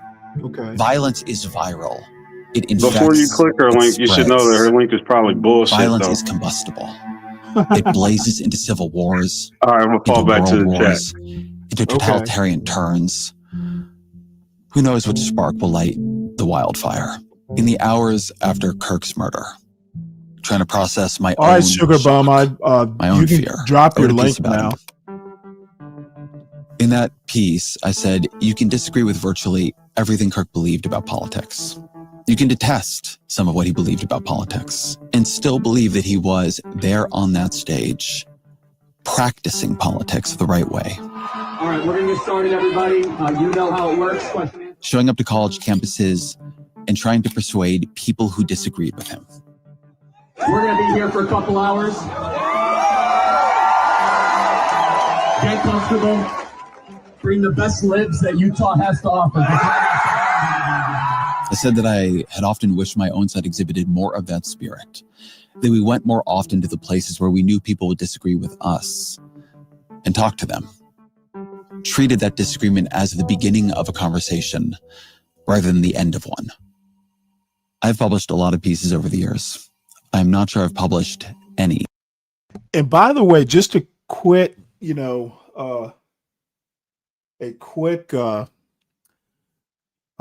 point. I'm into politics, so this won't be boring to me. We'll try and do something more exciting afterwards, but this is about 2 hours. And in my opinion, since I'm so into politics and current events, this should be a pretty good interview. With as polarizing reaction as that one. A lot of people appreciated it, particularly on the right. They felt it saw their friend and their ally more the way they saw him. And there were many people closer to my own politics who were truly infuriated by it. Privately and publicly, they offered the worst things Kirk has said and done, starting a watch list of leftist professors, busing people to the protests that led to the January 6th insurrection, telling his political foes that they should be deported, saying the Democratic Party hates this country, saying the Civil Rights Act was a mistake. I had friends say to me, look, we can oppose political violence without whitewashing this guy. I spent some time thinking about that over the weekend. Also just spent some time That doesn't seem like a trying to work through particularly how I'm hard feeling. concept. And my reaction, honestly, is that it is too little to just say we oppose political violence. In ways that surprised me, given what I thought of Kirk's project. I was and am grieving for Kirk himself. Not because I knew him. I didn't. Not because he was a saint. He wasn't. Not because I agreed with him. No, most of what he poured himself into trying to achieve, I pour myself into trying to prevent. But I find myself grieving for him because I recognize some commonality with him. He was murdered for participating in our politics. Somewhere beyond how much divided us, there was something that bonded us too. Some effort to change this country in ways that we think are good. I believe this so strongly that we have to be able to see that the bullet that tore into him was an act of violence against us all. I actually believe that. I don't know how to express this thought exactly. The nature of our politics right now, the truth of it, is that it is ferocious. That our visions of what is good, our visions just of what is decent, have diverged. The stakes of our politics right now are frightening to me. The consequences for people are very real. We see each other as threats, and to some degree, we are right. And it is somehow also true, it is true at the same time, that we will be immeasurably worse off if that is all we are to each other. We are going to have to live here with each other. There will be no fever that breaks. There will be no permanent victory that routs or quiets those who disagree with us. I've watched many on both sides entertain this illusion that there would be, either through the power of social shame and cultural pressure, or the force the state can bring to bear on those it seeks to silence. It won't work. It can't work. It would not be better if it did. That would not be a free country. Much of what I would describe as Kirk's worst moments were now just standard fare MAGA republicanism. And the leader of MAGA republicanism is the president of the United States. He is in the White House, having won about half the country's votes in the last election. We are going to have to live here with each other, believing what we believe, disagreeing in the ways we disagree. To recognize that does not mean we downpedal those disagreements. It does not mean we are not appalled or afraid of what our neighbors. I'm going to actually say that, all this pontificating really doesn't change much of anything other than, hey, he's a really good speechwriter. The country's 50-50. We are going to have to live with each other. But the problem is both sides. Look, America's problem, in my opinion, isn't the politics per se. It's our education system. Okay, we are literally raising kids that shoot up schools and do a lot of things that dummies do. Okay, we're not raising, little geniuses, and these quote little geniuses grow up to be Charlie Kirk or, other people who, are lightning rods. Someone raised Donald Trump to be Donald Trump. Okay. I have been saying ever since I've had a show that America's number one problem is parenting. And it has been a problem for quite some time, and it's essentially snowballing down the hill, and it's a big problem now. You can blame single mother homes, you can blame, whatever you want to blame. And I don't really care what the cause of the bad parenting is. I just know that bad parenting is the problem. Bad parenting will lead to bad politicians. It will lead to corrupt politicians. It will lead to all kinds of downstream problems.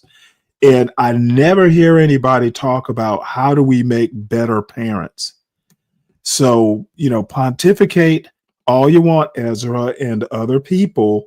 Parenting is our problem. And the other problem we have is we racialize crime instead of solving it. But it still goes down to parenting. You should parent your kids not to be criminals. And that's not just a black thing. We got plenty of criminals in all demographics. Say and want. But I think it means that we do more than that too. I think we also have to be looking for what we can recognize. Okay, and of Aaron C., you don't read at grade level. I consider you pretty much illiterate. So it's not just a black kid problem.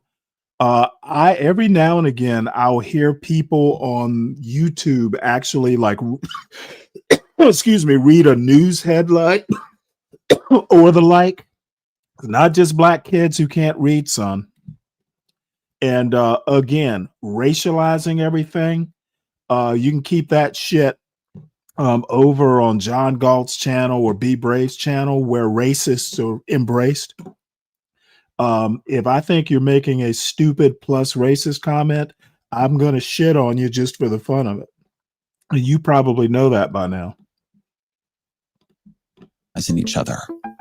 And yeah, in some moments, I think that might mean overlooking what we can't recognize in each other.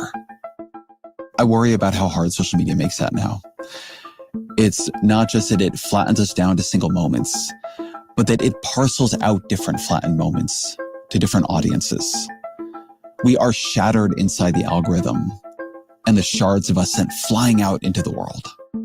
Instead of being complex to each other, we become incomprehensible, almost unimaginable to each other. But it is our choice to see each other through these algorithms darkly. We can choose otherwise. I thought Spencer Cox, the Republican governor of Utah, has been a remarkable leader over the last week. And what he said here has resonated with me. We can always point the finger at the other side. And at some point, we have to find an off-ramp, or it's going to get much, much worse. But see, these are choices that we can make. History will dictate if this is a turning point for our country. But every single one of us gets to choose right now if this is a turning point for us. We get to make decisions. We have our agency. That does not just go for those of us on the left. I've heard from many on the right struggling with the idea that Kirk's assassination somehow reveals the impossibility, the futility of normal politics. He tried to do it by dialogue, they say, and look what happened to him. What marks those who choose political violence is not their politics. It's their decision to choose violence. That they make that decision, for whatever reason, does not justify you making that decision or me making that decision for any reason. We cannot give the lost or the mad a veto over the agreements and conduct that safeguard our society. That gives lone gunmen all the power, and it leaves us with nothing. I don't know what happened inside the mind of Kirk's shooter. I've tried to imagine being his parents, being so excited for the path he was on just a few years ago. I don't think the question is what politically radicalized the man who shot Kirk. I know many political radicals. They are some of the best people I know. I think the question is what broke in him. This was not the act of someone thinking clearly. But we still have to think clearly. When Nancy Pelosi's husband was assaulted, when Minnesota had to grieve the assassination of some of its leaders, that did not render normal politics obsolete. It made normal politics all the more essential and beautiful. It was a reminder of the horror that lies on the other shore. All I can say for me, in the work I do, is that I want to create a space that takes our disagreements seriously, that takes the stakes of them seriously, the consequences for people seriously, but does so without deepening our divisions irreparably. We are going to have to live here with each other. We are going to have to be friends and foes at the same time. A few days before Kirk's murder, I taped an episode with Ben Shapiro. Shapiro is well to my right, a person with whom I have many disagreements, and also a person with whom I've had good conversations over the years. And this one was no different. It's about his new book, Lions and Scavengers, and talking to him about it surprised me. You learn things talking to people that you don't expect. So I've left this conversation as it was. It's about his book, about the political moment before Kirk's murder. I wanted it to live as it was because talking to each other about our disagreements isn't only something we should do in grief or in horror. It's just something we should be doing.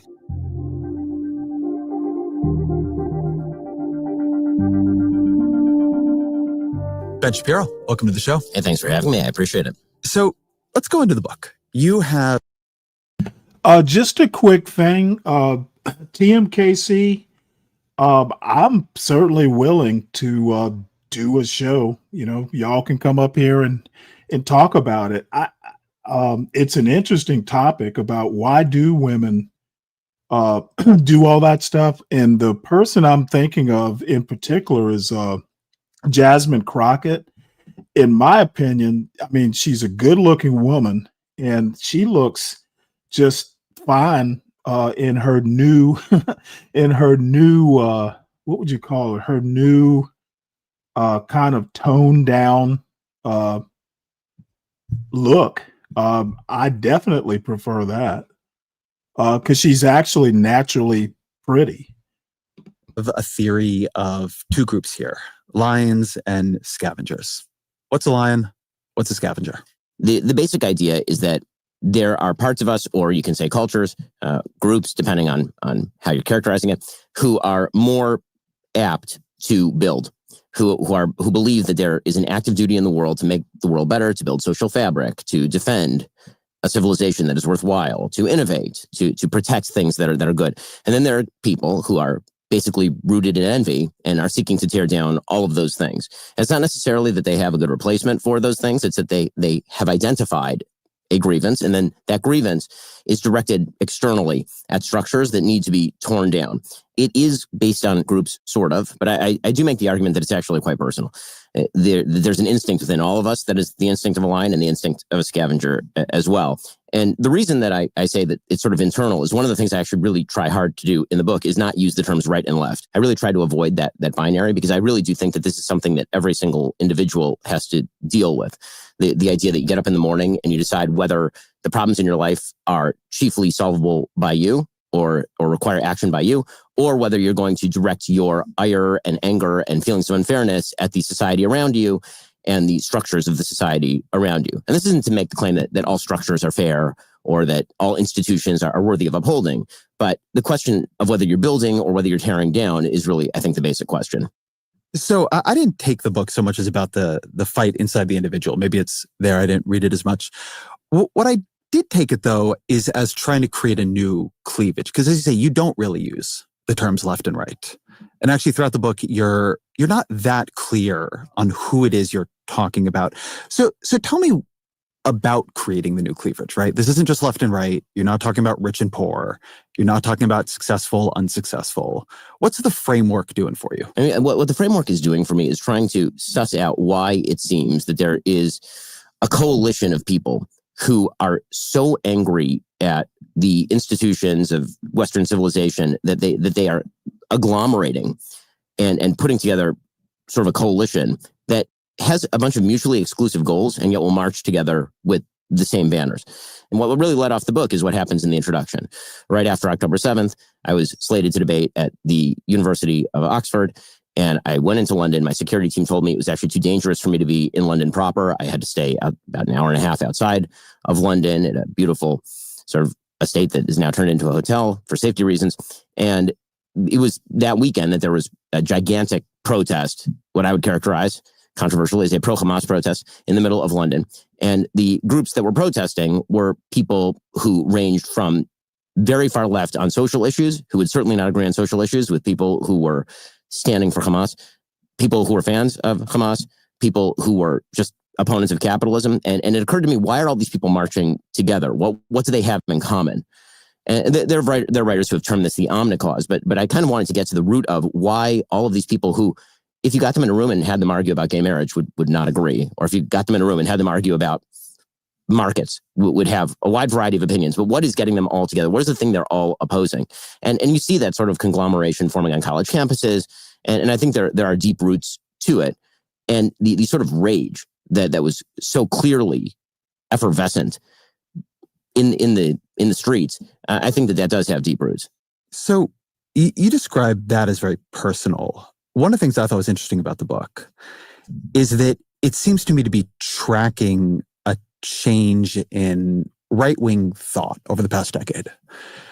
I don't think the argument we're having anymore is the argument we were having when it was Barack Obama and Paul Ryan, which is more an argument about healthcare and taxes. And, I remember how many years I spent debating the Grover Norquist anti-tax pledge. It seems very quaint. Now we seem to be having an argument about a more base layer of civilization, right? So how do you think the argument, at least on the right, has changed? The sense of threat has changed? Well, I mean, I do think that there is a very open debate now inside the right that didn't exist 10, 15 years ago. And historically, conservatism was kind of rooted in the G.K. Chesterton fence principle, right? The idea that the difference between a conservative and a non-conservative is that a non-conservative walks across a field, sees a fence, doesn't know why the fence is there, immediately uproots the fence. The conservative sees the fence and says, I don't know why that fence is there. I'm going to go figure out why the fence was put there in the first place before I uproot the fence. In other words, before you tear down an institution, before you rip away something that has a historic basis, try to figure out why it's there, because it might be there for a pretty good reason. And I think that on the right, there's such a rage that has arisen, at least on part of the right, that the tendency is to just rip things out by their roots rather than trying to correct or even determining whether the thing can be corrected. The right isn't conservative anymore. It's counter-revolutionary. It's anti-left. Right? I mean, I think that this is, I think the left is anti-right and the right is anti-left. And I think that is, broadly speaking, a problem, right? I grew up as a sort of traditional. That seems wrong about the left to me. That they're anti-right? I don't think that what motivates Bernie Sanders. You know what? Actually, I saw a video. If I can remember where I put it, I think part of our problem is that I don't think anybody, just your average everyday folk who doesn't really pay attention to politics, I don't think people actually know that American politics today is not simply left versus right. It's a lot more complicated than that. So let me play this and I'll find the video that I'm looking for. Sanders. Is it he's anti-right? You don't like Bernie Sanders. We'll talk about that at some point here. The way you talk about it in the book. I despise Bernie Sanders, yes. Fair enough. Your politics are your politics. But Bernie Sanders is profoundly motivated by a desire to pass Medicare for all. I think that's right. He is not motivated in the way that, say, Tucker Carlson or some figures I see on the right are motivated by a sort of like a reaction. He's had the same politics. But if we're speaking for decades and decades and decades. But you're speaking of one particular figure. I could name figures on the right who I think are motivated much more ideologically. If you're asking who represents the left in America, that would probably be the person. I think there's a case that Zoran Mamdani represents the left in America increasingly. I would also say Zoran Mamdani is motivated by a desire to create free buses and rent freezes. I don't think that's right. Okay, so but let's stay on the right for a second. The counter-revolutionary side of it. What's the difference between being a conservative and a counter-revolutionary? Well, I think that being a conservative is rooted in basic principles: private property, rule of law, traditional virtue, localism, subsidiarity, balance of power among the branches of the government, right? These were all the things that. Let me stop this right here and play this video. And I found it helpful, though, I pretty much have always known this, especially lately. So this is, the title of this video is "You've Been Misled About the Political Spectrum." And politics in America and just about anywhere in the West is a spectrum. It's not simply left and right. Dividend history for the ages here. If you're new, please remember to subscribe, like. I love reading comments on my videos, so please share some comments. And this is a topic that's always been kind of one of my pet peeves when people talk about our political spectrum and they go, there's the left and there's the right. And you have communists on the left and Nazis on the right and this kind of polar opposite sides of the political spectrum. And every time I see that, I'm thinking, what are you talking about? This is not the right way to look at it. So I want to kind of go over this, showing the traditional way the political spectrum is often described as. And I'm really curious, is this how you learned it? Did you not learn it this way? And then I'm going to show you how I like to talk about it with my students. And it's a very different approach in terms of understanding history and past politics and current events. So here we go. So this is what the way it often looks, right? Kind of this kind of rainbow shaped thing where you have the left and you have the right. And by the way, why is left left and right right? This is kind of a really cool little tangent, but it's an important part of this story here. which is it goes back to the French Revolution. So when you had the French Revolution, you had what we call the Legislative Assembly.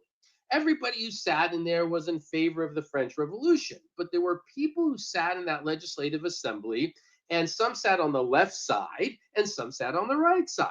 And the ones who sat on the left side were the more radical ones. They wanted to, kill Louis, behead him, and all that. The ones who sat on the right side, they weren't happy with the King of France, Louis XVI. They wanted him out of power, but they didn't necessarily want him dead, right? And there were some other differences as well. And so the people who sat on the left were more radical. The people who sat on the right were more conservative. And that's why we think of right being quote unquote conservative and left being more and more quote unquote liberal, right? So that's where those terms come from. If you're wondering why left is left and right is right. So when we generally see it, we have the center, and this is how it's usually depicted. You go a little bit left, Democrats, a little bit right, Republican, further left, liberal, further right, conservative.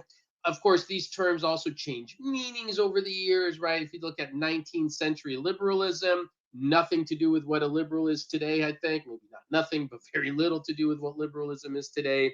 And then you go further left, you get to socialist, and you go far left, and you get to communist. And on the other side, you go far right, and eventually get to Nazis and fascists and all of that. The problem with this, and why I completely dislike this model, is because then you look at this and you go, okay, that means communism and fascism, Nazism on the opposite sides of the political spectrum.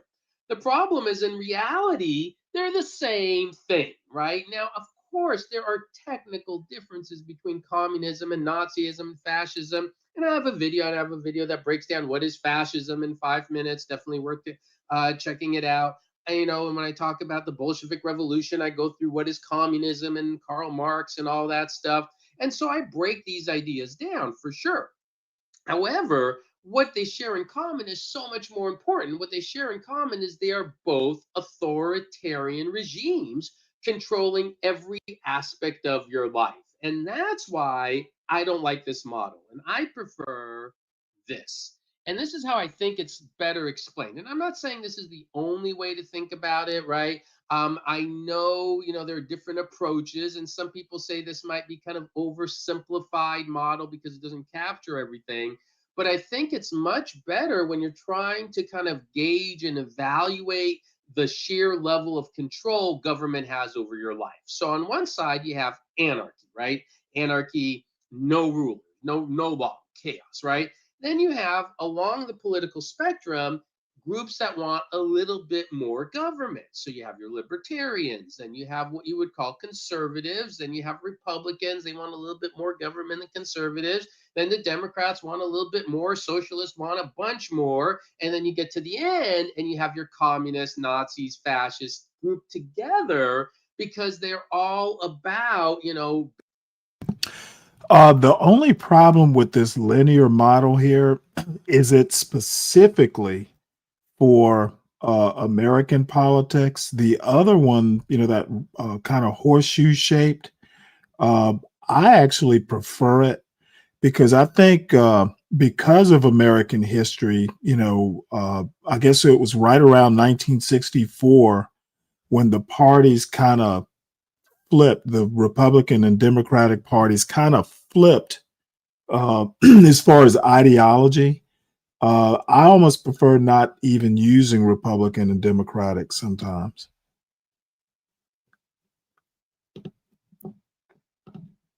Basically taking control of people's lives in a very kind of authoritarian manner.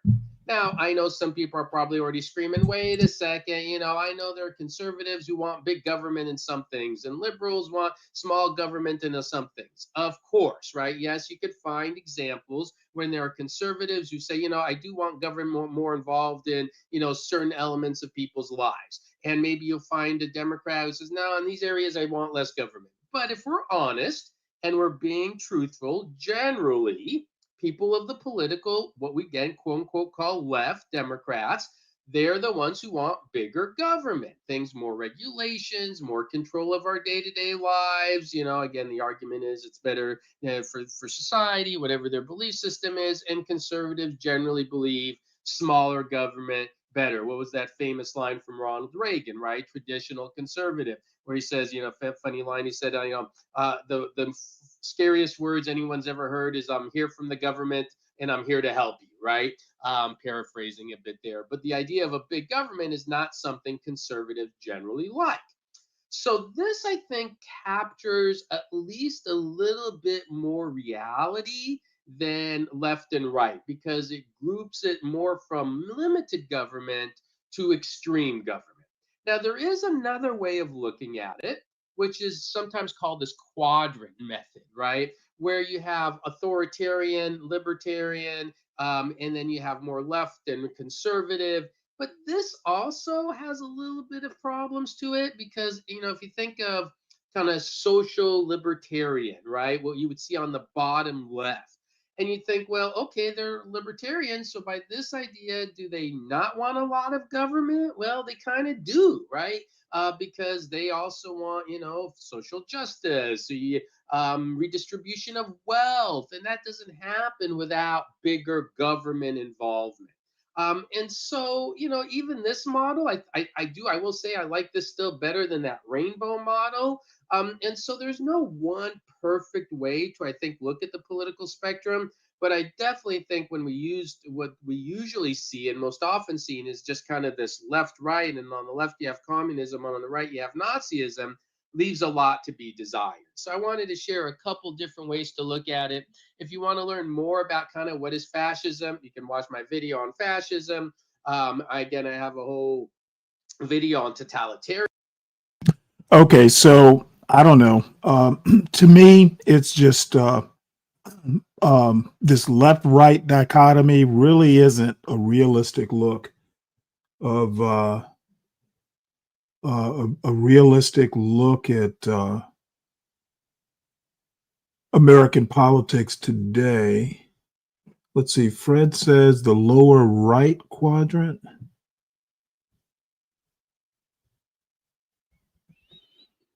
I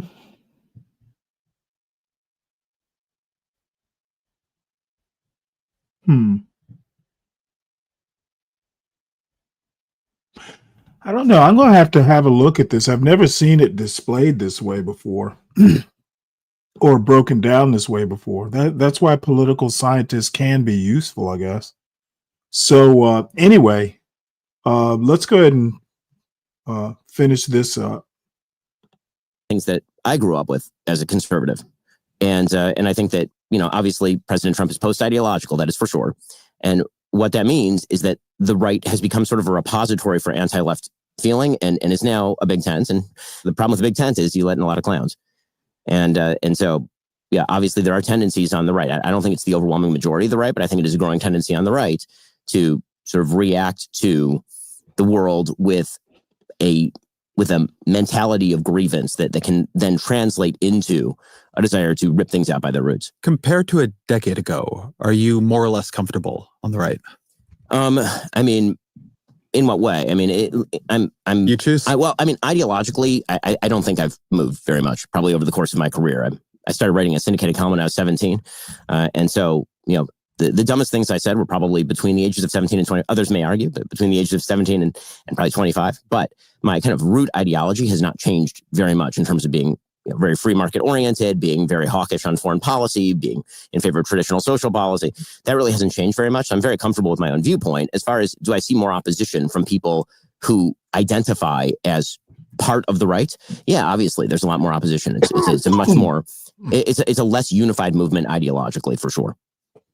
Let me try to characterize what I see the argument becoming here, but you can tell me the ways in which you think this is wrong. But this is sort of what I took from the book.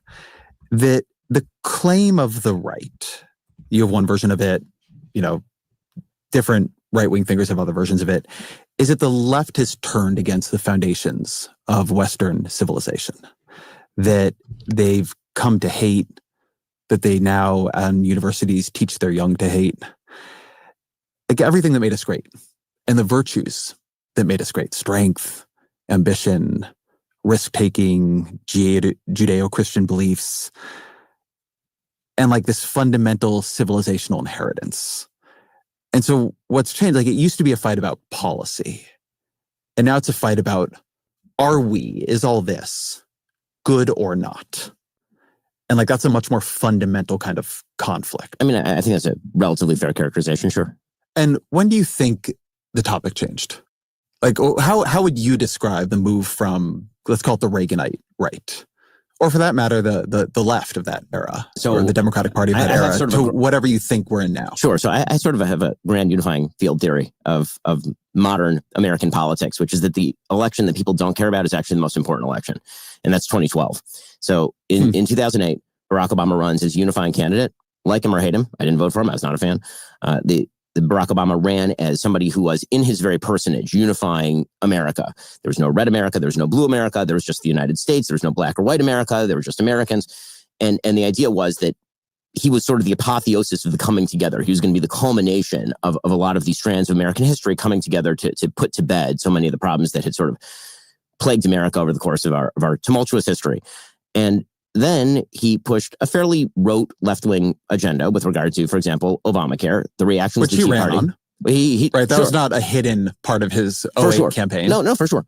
But that's not why people voted for him predominantly. His overwhelming victory, I do not think, was due to his support for a much more government-involved healthcare system. Democrats have been running on that my entire life. I mean, you can go all the way back to Hillary Care, and they were trying to run on that back in the 90s. So something changed, and it wasn't Obamacare. I remember that. So he runs, he wins, Obamacare happens, there's a big blowback in the form of the Tea Party, and he reacts to that by essentially polarizing the electorate. He decides that instead of kind of broadcasting to the general electorate a sort of optimistic message about America, that he is going to narrowcast his election in 2012. He's going to base it on a much more identity groups rooted politics. He's going to appeal to Black Americans as Black Americans and gay Americans as gay Americans and Latino Americans as Latino Americans.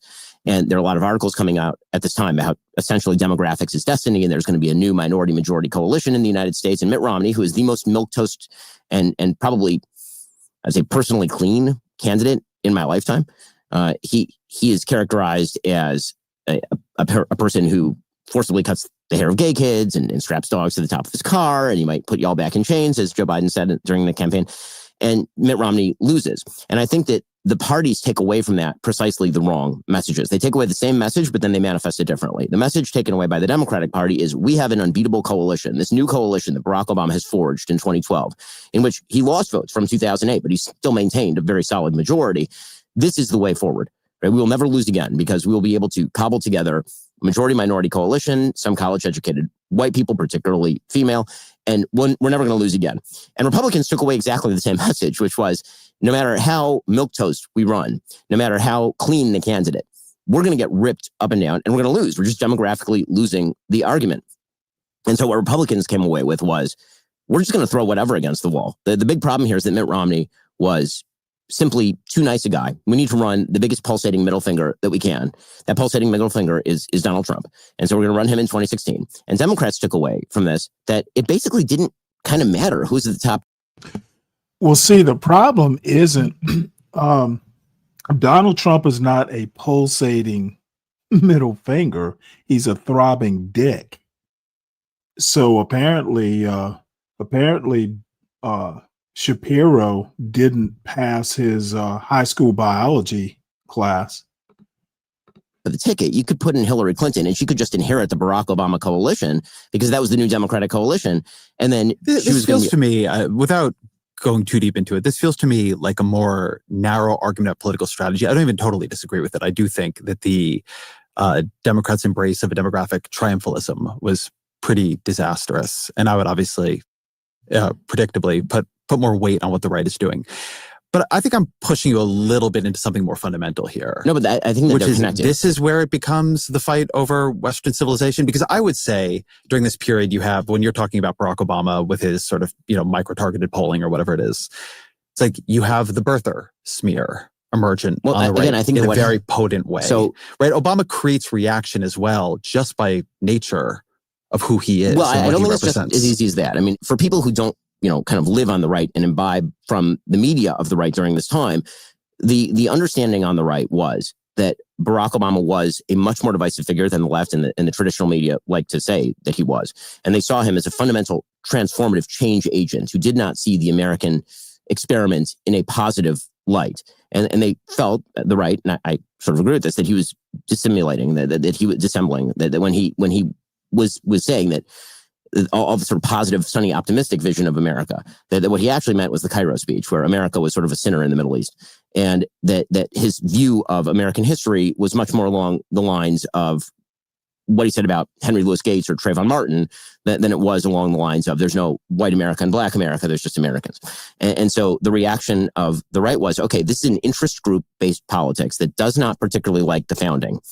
And we are going to react to that with Trumpism.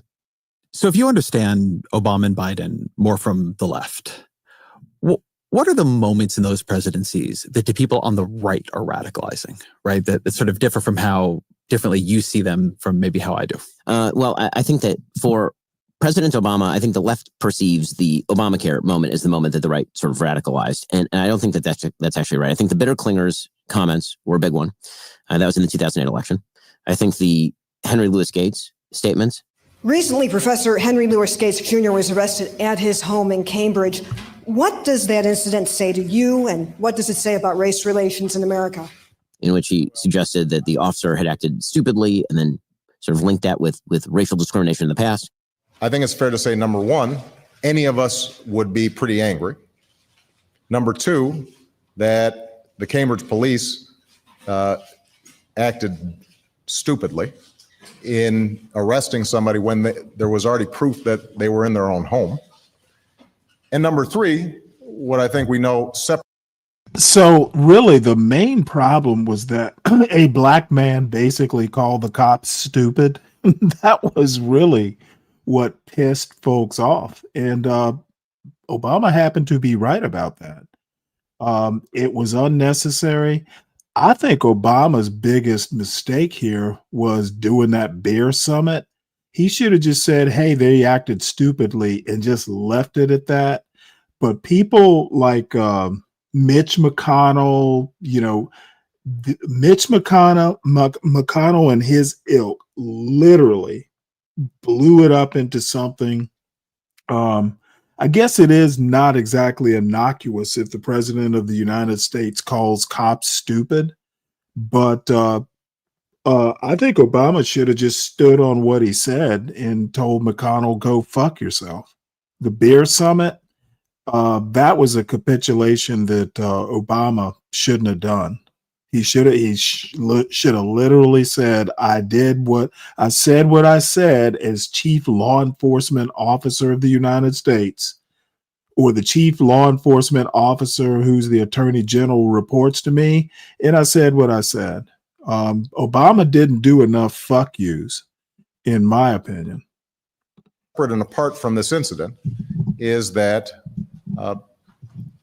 there is a long history in this country of African Americans and Latinos being stopped by law enforcement disproportionately. And that's just a fact. The Trayvon Martin situation was quite polarizing for sure. But my main message is to the parents of Trayvon Martin. If I had a son, he'd look like Trayvon. The Ferguson riots, those I think would be sort of the biggest examples of Barack Obama kind of setting off the right, so to speak. It's interesting you choose those. I mean, those are mostly first rhetorical examples. It's like take the bitter clingers comment. Yeah, in my opinion, where he gets in my opinion, what Trump is doing with Charlie Kirk has some similarities.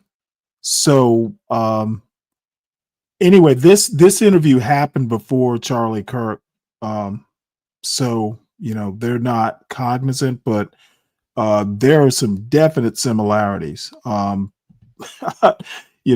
Trump already has sons, so maybe he can't use that sort of rhetoric. But again, that was something that was just blown out of proportion. And McConnell and what Professor Black Truth calls the white right, they were gunning for Obama. That's the bottom line. Caught on this. He's on tape. You go to some of these small towns in Pennsylvania. Well, you know what? Let me stop this motherfucker here. Ryan, you are so fucking incorrect with this statement. It is stunning. You really thought what the first black president and one man could fix 400 years of history? Talk about naive. It wasn't goddamn Obama's job to fix American race or achieve racial harmony. Okay, it's up to the voters to do it. Okay, presidents aren't here to fucking, fix basically a malignancy that has existed. America is chronically racist. It's embedded in the culture. It's embedded in the Constitution, and if I were Obama and read this statement from you, I'd go, "Fuck you." It's not my job to do that. I'm president of the United States. I'm not a religious leader, and I'm not parent in chief. Yeah, the jobs have been gone now for 25 years and nothing's replaced it. And they've gone through the Clinton administration and the Bush administration. And each successive administration has said that somehow these communities are going to regenerate, and they have not. You know what? And you take second place there, Deacon Dave. They get better. They claim to guns or religion or antipathy towards people who aren't like them, or anti-immigrant sentiment, or anti-trade sentiment, and a way to explain their frustrations. It's like, to me, if you compare that to things that get said, even say to Hillary Clinton's deplorables comment, right? He basically says, look, you have people in towns that these towns have lost everything. They've lost their jobs. They've lost the plants that employed everybody, that they have been, like, their fundamental dignity and livelihoods have been taken away from them. And yeah, in that condition, people get bitter. And then he does say, like, they cling to guns and religion, which I think he wishes he didn't. Xenophobia, right? And xenophobia. It's actually very different than you're such an empath, Ezra. I mean, the way that the right reads that is him sneering at those people. Meaning, if they only weren't xenophobic and religious and hollowed out by life, then they would totally buy into what I'm selling them. And I think that this also meshes very well with what the right tends to think. He's saying that we have failed them, right? That they wouldn't just buy into what he's selling them. He's saying that, like, the left has, like, abandoned these people. Right, but I will not fail these people. And if I were given the power, then I would fix all of their problems. And really, if they only understood how much I could fix their problems, then and what's keeping them from doing that, the reason they won't embrace me, it's what I would say is this is the mirror image of how the left viewed what Mitt Romney was saying about the 47% of people who would never vote for him. So people on the right read that like, okay, there's a bunch of people who aren't paying tax. God damn it, Ryan. You are just bound to piss me off today. Why don't you hit the link? He didn't vilify the cops. If a man tells you that, hey, this is my home, I can't break into my own home, the cops were stupid. Okay, I'm sorry. Skip Gates does not look like a fucking burglar. He was an old man even then. Castigating the cops is not what Obama did. He described what they did.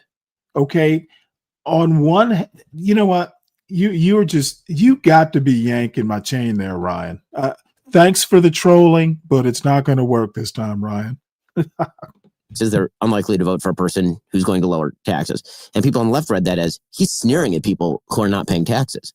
And so I think that I think Obama was the other couple examples you give are interesting. So am I, just for being that about matter. race, right? And again, the racial issue here, yes, like again, the polling data here is very, very clear. Racial relations in this country got markedly worse in 2013, 2014, 2015. But is that because Barack Obama should have been more positive on what happened to Trayvon Martin or what happened in a very different way to Henry Louis Gates, or because it was hard for people to hear, like, yeah, if you're a black man and you see these, your interpretation is, yeah, like, we get hassled by the cops often for no reason in a way that white people don't really understand. Or my son could have been Trayvon, right? You know, when Trayvon Martin was first shot, I said that this could have been my son. Another way of saying that is Trayvon Martin could have been me 35 years ago. And when you think about why, in the African American community at least, there's a lot of pain around what happened here, I think it's important to recognize that the African American community is looking at this issue through a set of experiences and a history that that doesn't go away. There are very few African American men in this country who haven't had the experience of being followed when they were shopping in a department store. That includes me. I understand that is also an expression of pain, right? An effort to try to like build a bridge. It's very hard for you to imagine and Donald Trump doing the Henry Louis Gates, the beer summit, as it got called, where you had the cop and Gates to the White House at the same time. It's hard for me when I look back on that and the beer summit in particular to hear like that's what radicalized you all. Yes. And the reason is because the implicit promise of Barack Obama was the worst conflict in the history of America, which is the racial history of the United States, which is truly horrifying. That in his person, he was basically going to be the capstone of the great movement toward bullshit. Okay. What people like Ben Shapiro were expecting was Barack Obama to be a magic Negro. Dude, you know what? I would trash Ben Shapiro with this kind of logic. They wanted Barack Obama to be their magical Negro and help heal the racial divide. Racism in America is a white problem. Okay, we need better white people. Okay, the founding of this country is people like Be Brave and others are so fond of telling us it's a white man's country. You know, blacks weren't smart enough to found the country or contribute much to it. Be Brave types basically think that, hey, you know, the blacks are on the bus.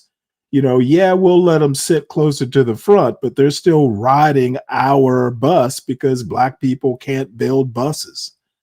Motherfucker, you wanted a magical Negro is a better way of saying it. Their little Jewish leprechaun. Martin Luther King's dream. And when instead things seem to move in the opposite direction, which was, well, you know, it turns out that black people in America, they're inherently victimized by a system, by a white supremacist system that puts black people underfoot. And my son could have been Trayvon. And people on the right saw that as like, well, but that's not true. You are an upper class black man who is living in the White House. And unless see, exactly. See, they want to be all motherfucking literal. And I don't think Obama was being literal. He was being more figurative. He doesn't have a son. Not only that, he was raised in Hawaii and some other exotic places. In my opinion, Ben Shapiro is being disingenuous here. And Ezra Klein, the professional that he is, he knows this. He's just kind of letting it float. I would literally mock Ben Shapiro with this fucking Pollyanna-ish far-right logic. So you expect a black man and a half black man at that to be your magical Negro and fix your problems? Ugh. Just pure stupidity. No, we don't just have stupid cops. We got stupid political pundits as well. And again, it all goes back to education. And Ben Shapiro, by the way, is a Harvard-trained lawyer. your son was mistaken for a prowler going around at night in a neighborhood, then no, that actually. Oh, and by the way, this Trayvon George Zimmerman thing did not happen in the hood. Okay, so Trayvon wasn't just walking around in the hood.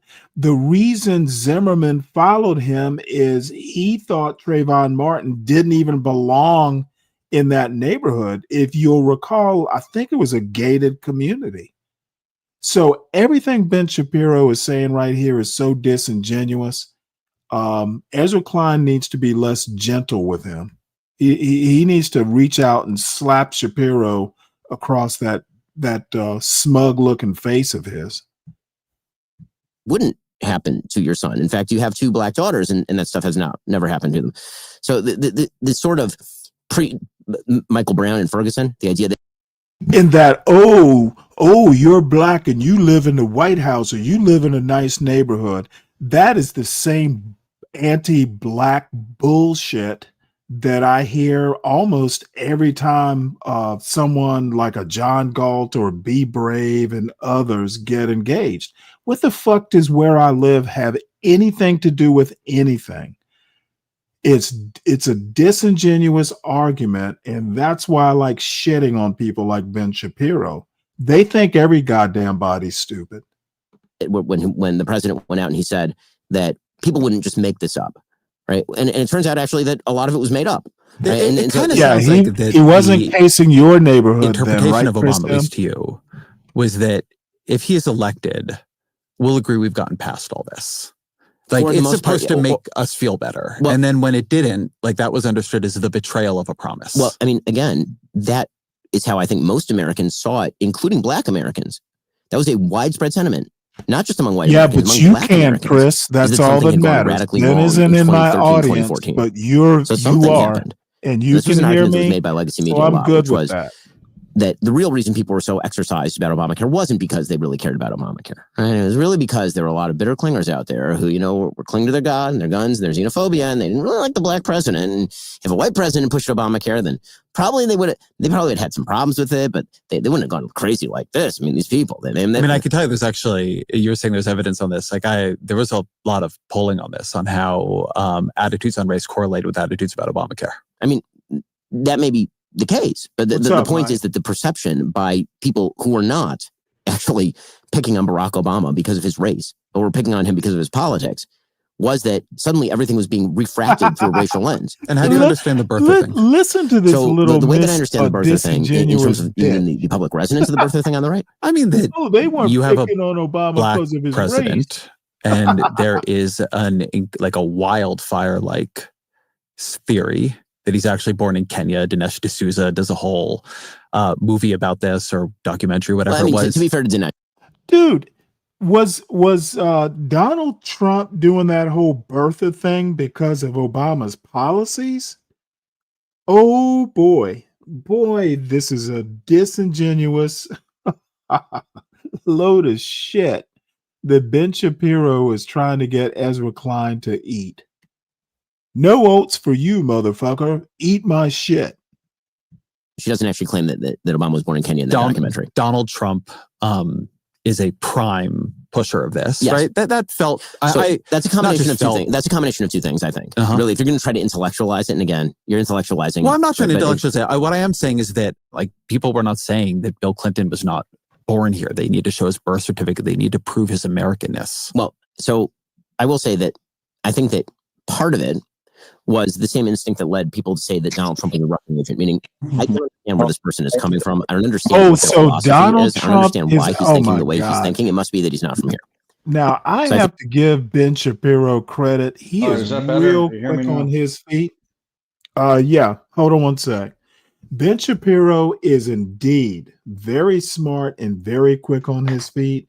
But the idea of birtherism applied to Obama is the same thing as Trump being like a Russian whatever. They're not even close in comparison. And again, somebody needs to blow that ship out of the water. Donald Trump had actually been to Russia. Donald Trump had actually been to Russia. His son had met with like some woman who was like literally, she wound up being deported or jailed or something for some. I don't remember whether it was spying or exactly what it was, but making the two, making that comparison is so just disingenuous. And Ezra Klein letting him get away with this horse shit is just amazing to me. What were you saying, Ryan? I was going to say that that example may not be a good one, but there's conspiracy theories on both sides, obviously. Okay, who cares about both sides? I'm just That's saying. really it's true. not what I'm fussing about. In this Well, both and you brought up sidesism, Russia. dude, both sidesism, this whataboutism you insist on doing is just why? Why do you do it? They're talking about Obama and Trump. The birtherism thing was as dumb as what I hear from the left. It's dumb. Nobody's Okay, listening. again, it's but the left does the same thing. That's literally whataboutism. I'm pointing out that it's politics. This is what both parties No, do to you're each other, pointing stupidly. out that everybody does it. That's not an argument. I'm trying to show you that it's politics. That's how these parties behave. Dude, you're showing me that it's politics? Yeah, because you apparently don't understand. Again, whataboutism in politics is spreading the blame instead of concentrating on what the problem is, identifying it, and not repeating it. Okay, the whataboutism works sometimes, and sometimes it doesn't. It's kind of like a 50-50 proposition. I'll just say that I don't think anyone in their right mind would agree with the birtherism bullshit. Yet we elected the crank. Okay, the man who was the major spearhead behind it is now a 2-term president. We elected. So what does that say about the electorate? A lot of people either forgot about it or agreed with Trump. We elected a guy after the Russian thing. We elected a guy after. Okay, why are we even talking about the Russian thing? Well, we I'm trying both to give. agree. Can I just finish? Hold on. Why we both agree it's a bad example, so why are we going to argue about it? I was going to list who we elected because I agree with you. We enlisted a guy that was charged in Florida and New York that, I mean, screwed up COVID, did all these things, right? All these January 6th, they still elected him. That should scream something to you. That is, what should it scream to me? What should it scream to me? That a certain party between 2024, did that poor of a job, that we elected that idiot that's currently in the White House. You got, I mean, look at, right? Am I right? They did that bad of a job. I mean, a wide open border for 4 years. They did that bad of a job that they put Trump back in. It's crazy. No, I don't think it's as simple as that. I think the mistake started with Biden going back on his promise of doing 1 term, and then him changing his mind and wanting to stay in power. That was the first mistake. Second mistake was people hiding. And you know what? At the time, I was as naive as everybody else. But in hindsight, being 2020, I think the main reason Trump is back in office is there really wasn't that much of a choice. I think I think had there been either a primary process where Kamala could have been vetted against other candidates, that was the other mistake. But there really wasn't time enough for a primary process. I think if Kamala had a longer time, she didn't lose by a lot, by the way. Electoral college wise, she did, but the I'm with you. Not that much. But the bottom line, and I railed about it at the time. Ruth Bader Ginsburg, Dianne Feinstein, Joe Biden. This gerontocracy and this, I'm so central to governing that even though I'm 89 years old, I need to stay because they need me. That's one of the first things you get bred out of you in the military. Okay, if your team cannot survive if you get knocked off in a battle, then you are not a good leader. Your team should be able to survive without you, because it's very possible So in a you don't shooting think it was the match, policies? you could be the first to go. You don't think it was the policies at all? No.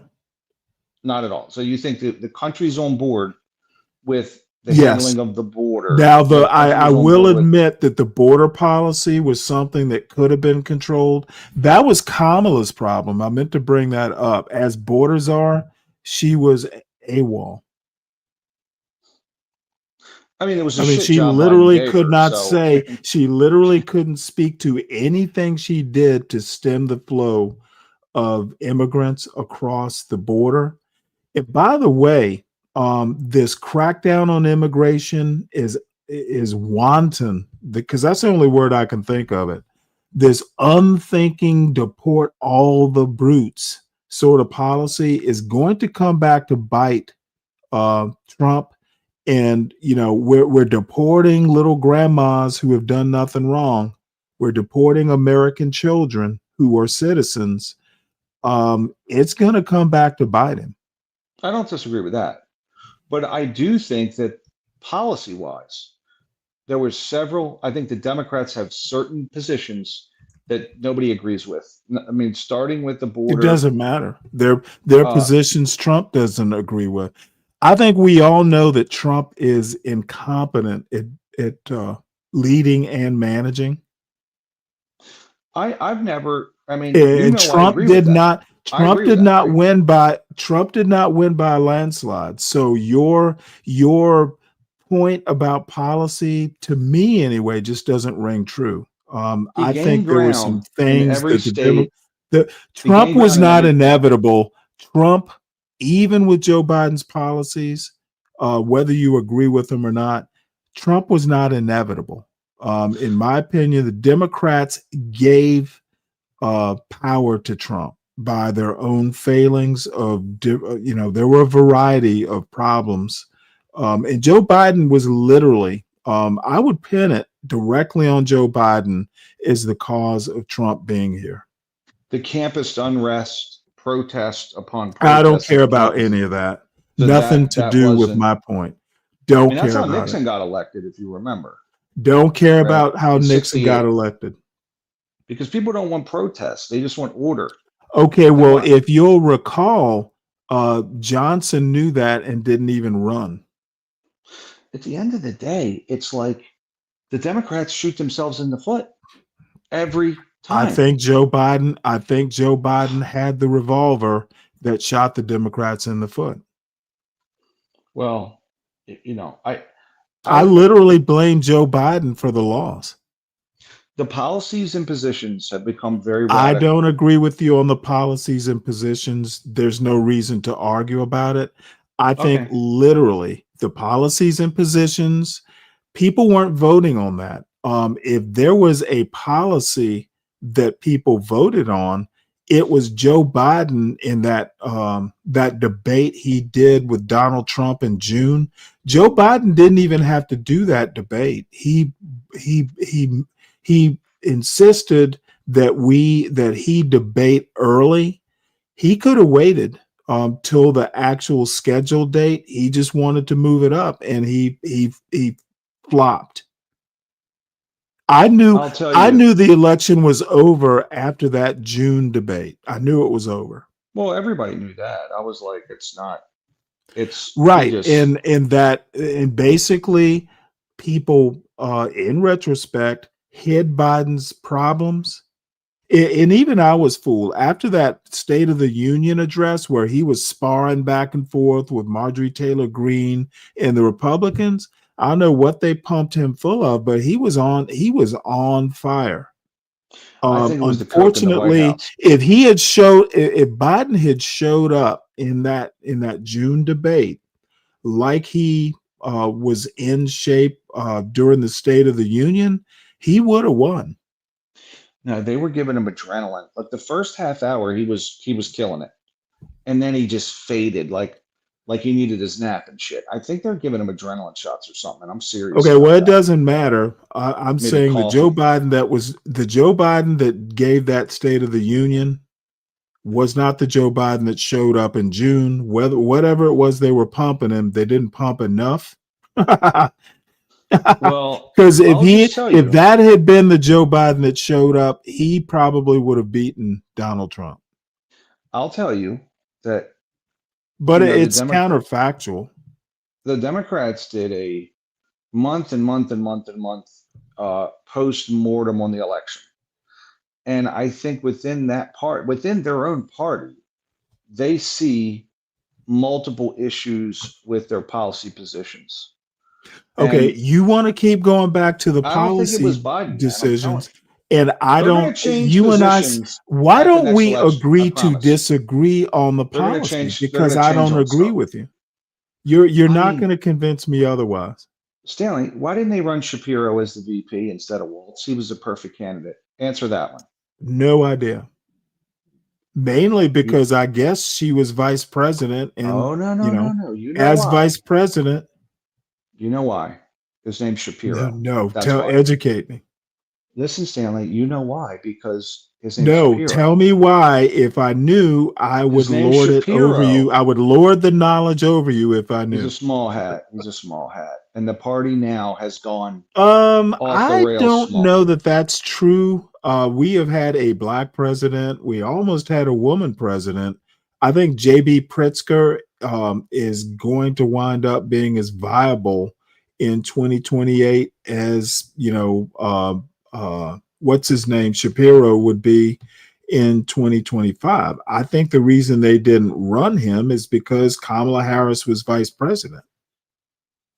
I'm saying when she was running for and president, they didn't have a prom. If they had had time to, do a primary, it could well be that it would have been Shapiro versus, someone else. No. I don't mean that. When Harris was running, she picked Waltz instead of Shapiro. Shapiro was a hands down easy bet, but just across the board better than Waltz. And the only reason the reason they picked Waltz was because he's a Midwesterner. And you know what? At the time, it seemed like a good idea. I think they could have won with Shapiro. He's that good. I think in retrospect, it wouldn't have mattered. Kamala was the problem. And the problem with that is she just did not have the time. See, the problem with Kamala is, people like, I'll just pick on Deacon Dave since he's so easy to pick on. She's not black. She's a woman, which was a huge problem to the Deacon Dave blacks. So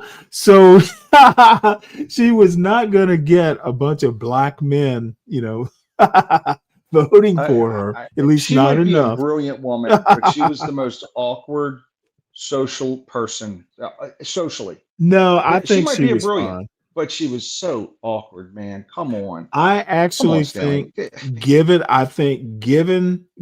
a primary season, if she got selected at all, because you'll remember she didn't do that well in the Democratic primaries. Hold on. When you say didn't do that well, do you mean she won zero? No, she quit. Anything in the primary. Dude, she didn't win any in her own state. Okay. However, that probably, should have factored in, but she was vice president. Yes. So my thing is, I think there's anti-Semitism throughout the Democratic Party now. They've landed in that I think slot. there's anti-Semitism. I think there's anti-black racism in the Democratic Party. America has had a racism problem since inception. So I'm not saying there wasn't anti-Semitism involved. I'm saying I don't think it was a major factor. Shapiro was. All I'm saying is the party positions that the Democrats now are rolling on, whether it's the socialism in New York or some of the other stuff, have become more and more extreme. And I would tend to disagree with you. I don't think defund the police. You don't think that was an extreme thing that they were all pushing for? That wasn't Biden's position, and it wasn't Kamala's position. Half the Senate, half the senators from the defund the police. No, you're incorrect about Maxine Waters, starting with her. Maxine Waters isn't half the Senate. Okay, but there were various Democrats publicly advocating for There defunding the it cops. was not half the Senate. It You know, wasn't even and half the Democrats in the Senate. well, I know it didn't come from the right.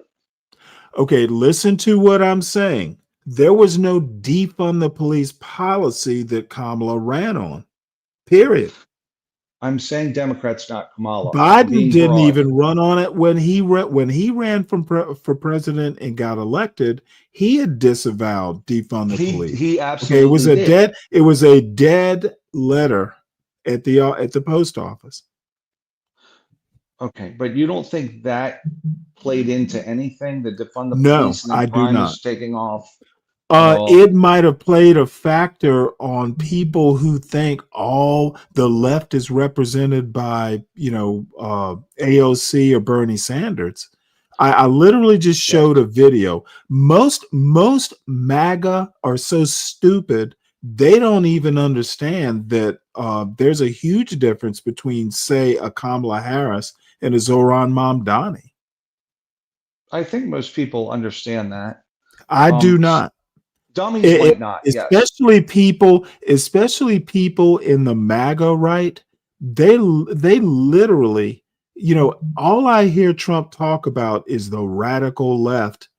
And it does not matter if you are left of center, if you are center, if you are a pure, I don't care, I'm independent, but I'm a centrist, you're going to be called a leftist no matter what in Donald Trump's dinosaur brain. But you don't think that it's the opposite way? They both do it. No, They both say, "Oh, I you're a do leftist." not. I do not. And the reason I don't think that is most people like a Zohran Mamdani or an AOC and Pelosi went after each other forever. Okay, the left, the DSA, the Democratic Socialists do not like, quote, normie Democrats. As a matter of fact, people like what's her name, Brianna Joy Gray. Do you know who she is? No. Okay, well, she is actually a lovely person. She and forgive my old man lust. She's like really, she's a Harvard trained lawyer. Why she's not married, I do not know. Probably because she's a difficult woman. But my point is, she was also, by the way, Bernie Sanders' communications director when he was running. And she was very young at the time. She was probably still in her 20s. Anyway, she has no use for Democrats. If you've ever heard her talk about like a Biden, they criticize. She's a hard progressive? Yeah. Well, progressives, Democratic Socialists, they tend to be, Ilhan Omar, if not, etc. right. If they're not the same, they are very closely aligned, and they do not like normie Democrats. Well, dude, the progressive left didn't like Kamala that much. No, I get that, but I do think that. So Donald Trump painting everybody that's left of center as radicals is just an out and out lie. But Stanley, you try to paint me as MAGA because I don't hate everything Trump does. Oh no, I paint you as MAGA and a racist. Don't sell yourself short. Okay, well, thank you then. But so I'm actually center right, but left on many issues. By the way, left on many issues. I hear you on John Galt's panel. You were there. Was it yesterday or the day before? I hear you. Yeah, that's what. But I don't think. Don't think some of the shit that you align yourself with. When John, when you're on a panel, hold on, sir. I listened to the show, at least snippets of it. Yes. Some of the things that you just basically go, yep. Hearing you, Latino, and John Galt on a panel, dude. That's why I don't regret my description of you. I'll put it that way. Well, I'll just say that I would classify myself as And center right. God no, you know, now compared to someone like Be Brave, you don't seem that racist, but like, you know, No, I'm not even. get on I would John classify Galt's myself, panel. but I do think that you're irrational when it comes to certain race stuff. You're ridiculous. No, I am literally on target and I'm rarely irrational. As a matter of fact, I'm the opposite. I'm very dispassionate about it. And I do not fear describing what I think I'm seeing. I told you I'm pro-racial profiling. Yeah, that sounds racist to me. And age profiling and weight profiling. Well, then you're ageist and racist. Okay, I get it. Fuck yeah. Listen, also sex profiling. I'm for like Hey, using your brain you're and going, ageist, "Eh." you're ageist, you're a sexist. Also religious And what else? profiling. I forgot. Ageist, racist, and sexist. Okay. You're a regular Yes. Archie Bunker. Like right now, I'm saying there's a lot of trans shooters statistically. We need to look into that. And There's a lot of what? Oh, bull fucking shit, dude! Don't even bring that shit up here. If you're transing on campus and you got Okay, anything under your shirt, literally in like what is it? The past 10 years, or I can't remember the exact numbers. There've been like 4 or 5 trans shooters. The overwhelming majority of shooters have been white and male. There's no statistic. schools. There's no statistic that is going to mask that. And I don't even want to hear about trans shooters because they literally statistically are minuscule. I don't know about that, buddy. I think you're You know wrong what, well, mathematically. motherfucker? See, y'all want to talk statistics and believe in statistics, and statistics rule when it comes to black crime. But when it comes to white male crime, all of a sudden it's a trans issue? Dude, do you know how What do you mean disingenuous white male that crime? What are you sounds? talking about?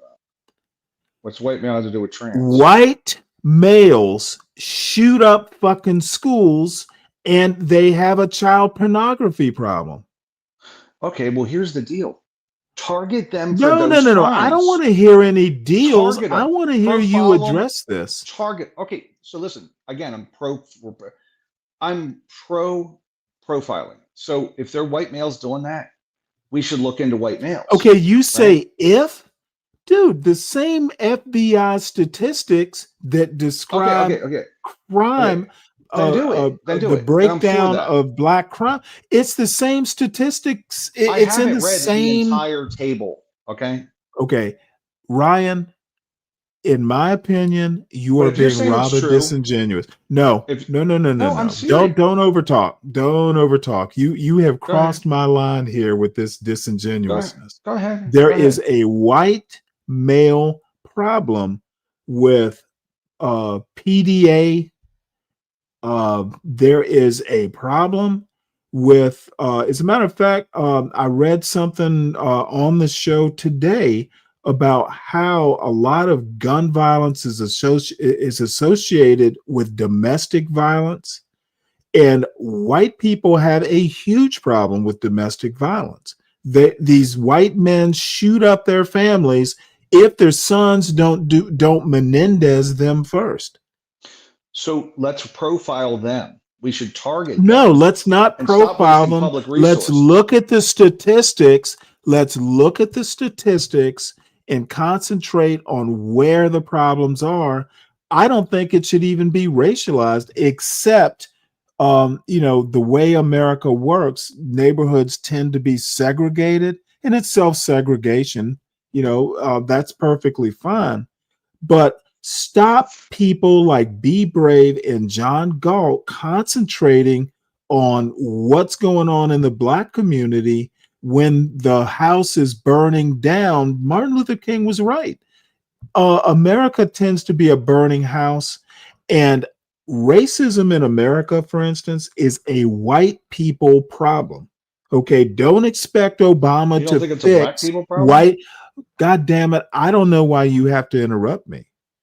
It is Well, okay, well, it is literally a white people problem to fix. Expecting your magical Negro president to fix white depravity is a little bit a high expectation. uh, well, I'll just say I think it's a problem for us all to grapple with. Okay, it is, And it's a problem for us all, but Black people don't have the kind of political, social, or economic power to address the issue properly. As Be Brave is so fond, because I think he fucking ejaculates every time he says it. It's a white man's country. He literally said that Blacks should be happy with second place. We live like kings. And I think B Brave's attitude and his outlook is way more prevalent than people are willing to admit. There are a lot more B Braves than there are Ryans in the quote white community. I don't really, he's really unique, buddy. No, he's not unique. But And this actually, is and John and him are I'm pretty gonna unique. say John and I'm him gonna are pretty base it unique. I'm going to base it on my anecdotal experience, my life growing up in Savannah, Georgia. Be Brave Okay, ain't well, that's that fair. rare. I've Be said that Brave many ain't that times rare. that I've spent a vast majority of my life in the South. I've yes, also been in the Navy. I've run across a couple people in the Navy that were Be Brave level. I believe that, sure. But I know that, and I've said many times, like I think my views are formed on the Mid-Atlantic in, like Okay, in my I don't area. really care about that. My only Well, I was just trying to statement tell is you. there are more Be Braves, especially in the South. There are more Be Braves than there are Ryans. That's really my base point. And I'm listening. I'll be right back. I'll just say that I've heard a lot of vitriol, and I guess prior to spending much time on YouTube, I thought that I'd hear racism from various groups. Blacks are pretty racist too, a lot. And the only group I don't hear that's really racist are Asians. They don't really say anything, so I don't hear a lot of racism out of them. But I do hear racism out of whites and blacks. So sadly, maybe Latinos, but I've never heard one per se. I'm sure they are, but anyway. So the long and short of it is, I do want profiling, especially at airports, because 90-year-old, 90-year-olds aren't really making, blowing up airplanes. That typically falls on one group, which are Right. typically Muslims. So we're wasting a lot of resources risking Okay, well, let 90-year-old me grandma. let me correct several things. If Trump has his way, it won't just be Muslims. It'll be Muslims and leftists that are major terrorist groups. Number two, Slick Rick, Maryland is considered a southern state. Besides being, at least, back in the day, it was considered a southern state. The other thing is, Ryan, I've fussed at Be Brave about this before. Basing your opinions on what you say, on what you see on YouTube channels, you got to do better, bud. Okay. I base a lot of what I think, not just on what I see on YouTube. I base it on things that I've read for decades. Okay. I didn't just start reading once I got on YouTube. I've literally been reading about this political stuff since I was in like 7th or 8th grade. Okay. I'm not a spring chicken. Like, I've been reading political Okay, stuff for I a lot don't of care years about too. any of that. My main problem is that you cannot be so sure that blacks are that racist based on fucking John Galt's panel. There's more to life than what goes on YouTube. No, I is agree. I my was just point. kind of surprised. I was somewhat surprised by that. I was Why? surprised. I was like, Well, you know what? I'm going to be honest. Actually, I was too. And the reason I was surprised is I literally grew up in the South, at least until I went to high school, it was largely, well, actually, I would say up until I went to college, it was largely a Black experience. Now, it could just be that, in my neighborhood, like and I kid you not, I could go a whole summer and I might see one or two white people. Well, you see white people at the mall, but no, if I didn't leave my neighborhood and shit, in the summer, where else did I have to be? But my neighborhood. Yeah, I could go weeks Maybe without these seeing two a just white person. embolden. I think maybe these But things it embolden. should not surprise anyone with America being a racist country that Blacks, given their role in American history, would be racist. Some of it would be defensive, like I don't trust white people. Yeah. Blacks. I was surprised to hear that, by the way. Why? Because who told me that? Well, I Look, was talking to someone and they I said, have literally my dad said always it's told me, almost never trust white people. impossible. It's impossible. Well, why would Blacks trust white people? Given our history, why would we? I'm not. Look, all I'm saying is, given a Dylan Roof walking into a fucking church and praying and then whipping out the gun and shooting, give me a reason to trust. I was surprised to hear parents telling their children that. That's all. That was surprising to me. Why would you be surprised? Well, I would say that there's a different. I mean, it's not. That. And by the way, I understand, and I disagree with what the guy did. Obviously. Okay, motherfucker, disagreeing doesn't cut it. It should be you're disgusted. I condemn it, of course. It's disgusting, obviously. Okay, listen to what I'm saying, Ryan, because you're drifting back into this whataboutism mode. There is no, you know what? In my parents grew up. Whoa. Let me finish. My parents literally grew up, and my father's still around, literally grew up in the Jim Crow South. Why would they teach me anything other than what my father used to tell me? Every white person that grins in your face is not necessarily your friend.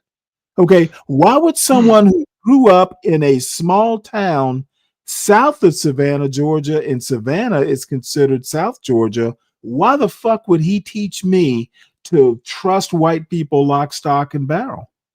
Given his I was told, don't judge a book by its cover. Okay, motherfucker, you didn't grow up with Black parents. So I don't give a fuck what you were told.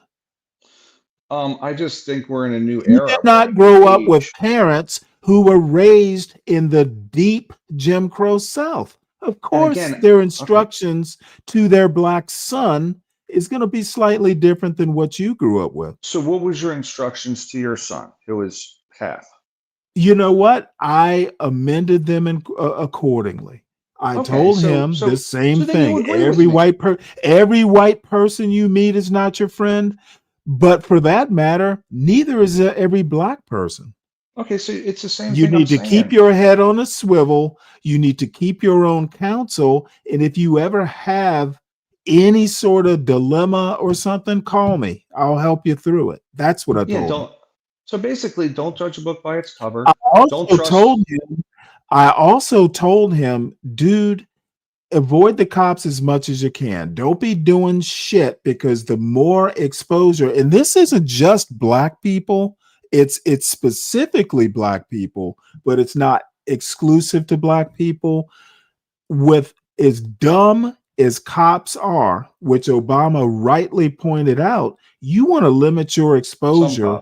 You want to limit your exposure to local police as much as possible, which means don't be robbing liquor stores.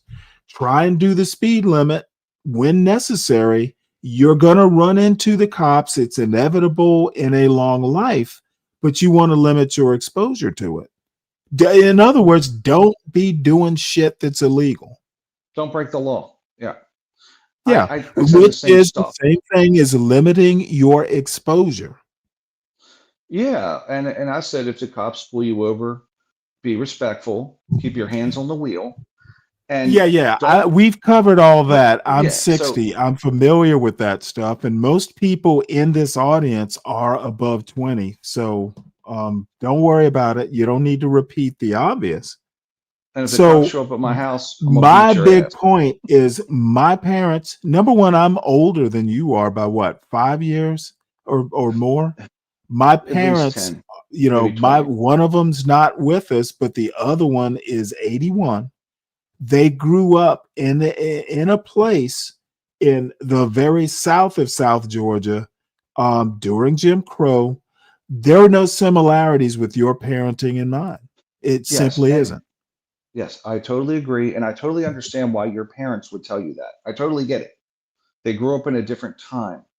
But my point is, and just to give you context, I was surprised because I was talking to a black dude, and I forget what it was, but he was young. He was a young guy. And he said, "My parents told me don't trust." It might even have been, I don't know who the hell it was, but it was like on CT show like a year ago, and I was like, okay, we're in a different Yeah, time. well, the people on CT show are generally, if not outright illiterate, they tend to be half vegetable in their brain matter. So again, basing everything you basing your sociology on what you Half see on vegetable in TV the channel, that's kind of a dubious proposition. Yeah, it really, I am making a bad comparison because there are some fucking dingbats on that show.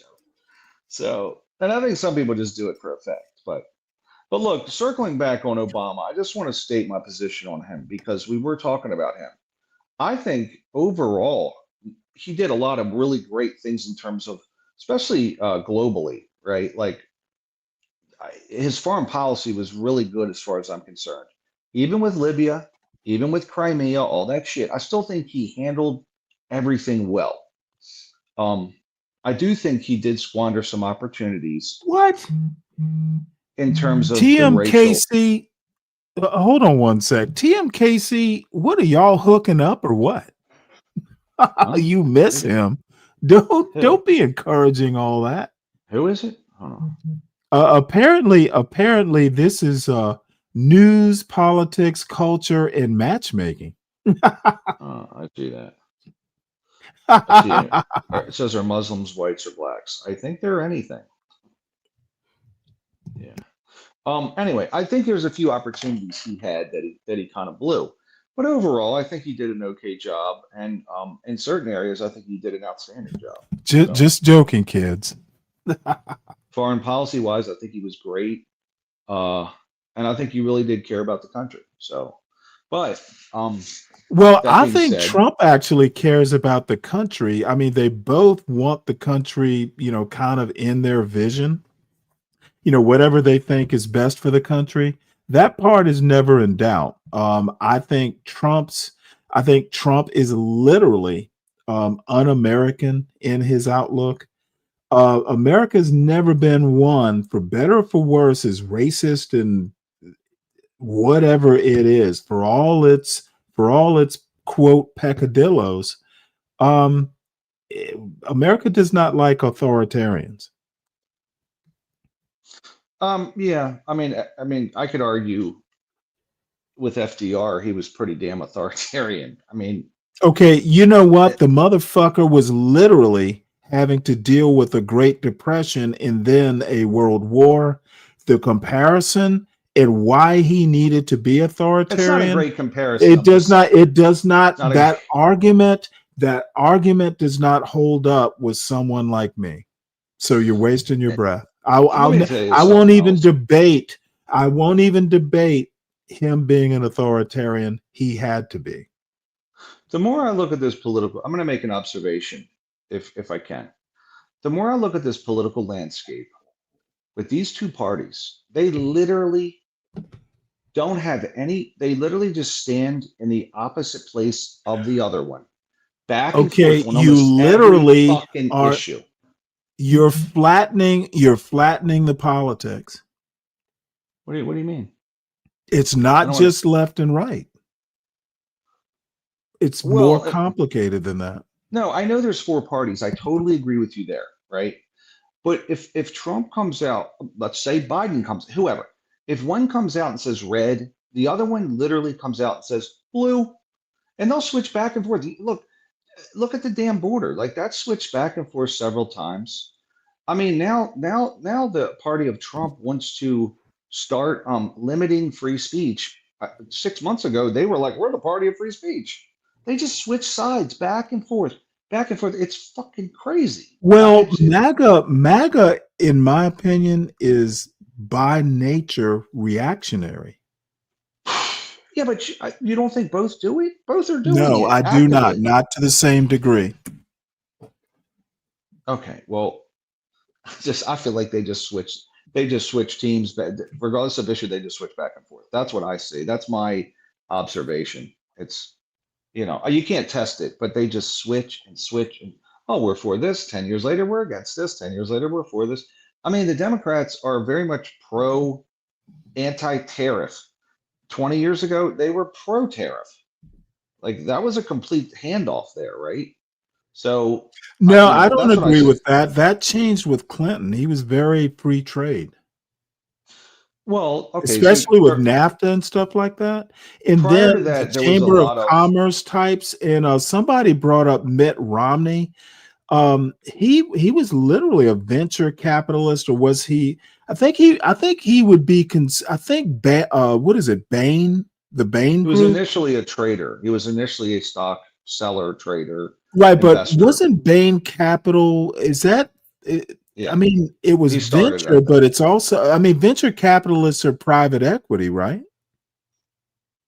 Or are they two different things? You'll have to tell me. No, it's the same. It's essentially okay. Well, of course, is private capital. Those guys are basically corporate raiders. It's venture. It's private capital that literally put all these jobs offshore. I mean, public capital did it too. Like Bethlehem Steel, like public capital, private equity. Let me just give you the definition. So private equity. Well, I know what private equity is. You buy up a company, you sell off the parts, make it more efficient or whatever. No, not necessarily. So and then you put it back into public trading. Private equity can be me and you and another billionaire all invest in a company that is private. So other people, it's just us three in it, right? No one else can get in. It's not publicly traded. You know right, and then it can be. You can do an IPO. An IPO, yeah, that's right. Or you can. I mean, you got to remember, I did work for Dean Ritter for a year. So I mean, I'm fairly familiar with the IPO part, especially. But it doesn't mean they're gonna offshore everything. Like pretty much all the corporations. Well, no. What I'm talking about. Look, I literally worked for a company that was shutting down plants and stuff like that and offshoring. Actually, they sent a bunch of it to Mexico. But the bottom line is I would blame private and public equity. Companies wanted to be able to pay their workers pennies on the dollar compared to American workers. Okay. And I'm not saying, I don't know that I disagree with Trump wanting to bring companies back. I disagree with Americans having to pay to bring those companies back. Those tariffs, you're going to pay for these companies to come back. And my issue is it's not strategic and it's done haphazardly. It's done so poorly. Well, I totally agree with that point. That's one of my problems too. I think it should be a longer term plan. You're not going to force. Look, in theory, Trump either won't live to the end of his current term. There's no way he's going to do a third term. He's simply going to be too old. You can already see that he is like the effects of aging are affecting him. Even his posture isn't what it was 4 years ago. The thing is, the Biden and Trump both have the right idea, and both of their policies combined would be good. Because Biden was trying to, have an industrial policy that would help. Right. Well, that's not going to happen. The two sides are too far apart. But I'm saying a blend of both is good. Well, but, that's called centrism, Ryan. And right now, we're not going to get any of that. There's a lot of analysts that talk about beefing up American, with subsidies and things, tax breaks. Like that's what the Chinese do, is they don't charge anybody for electricity. Well, They own the I company. actually think Trump is going to go to that model. I mean, he's essentially trying to initiate some form of state capitalism. And I don't agree with, see, it's so weird because. And done in the dumbest way you could do it, by the way, by buying into one company. Instead Well, of saying, he's hey, bought we're going to into subsidize 20 Bethlehem, companies. not Bethlehem, U.S. Steel. Look, I think he's just kind And of Intel. setting precedents. Yeah, but it's dumb. Like Well, I don't want Biden's government. idea was far better Honestly, with this. honestly, having a government stake in these companies makes them too big to fail. He shouldn't be buying individual companies. He should be saying, Well, what do you think of the sovereign wealth fund? I think it's retarded. I think you only have a sovereign wealth fund in Norway like they do because they have shit tons of oil and they don't have a deficit of 37 trillion. Well, some of the tariffs supposedly are going to go to pay down the debt. Yeah, we'll see. We'll see. I don't. It's done. He's done a horrendous job. It should be targeted by industry. Like, we don't want to make our own fucking t-shirts here because they don't pay. We can make them in Mexico, right? Like, we want to make high-end, high-value chain stuff that's complicated because our labor costs more money, right? That's what we want, and that was always kind of the goal. But it didn't.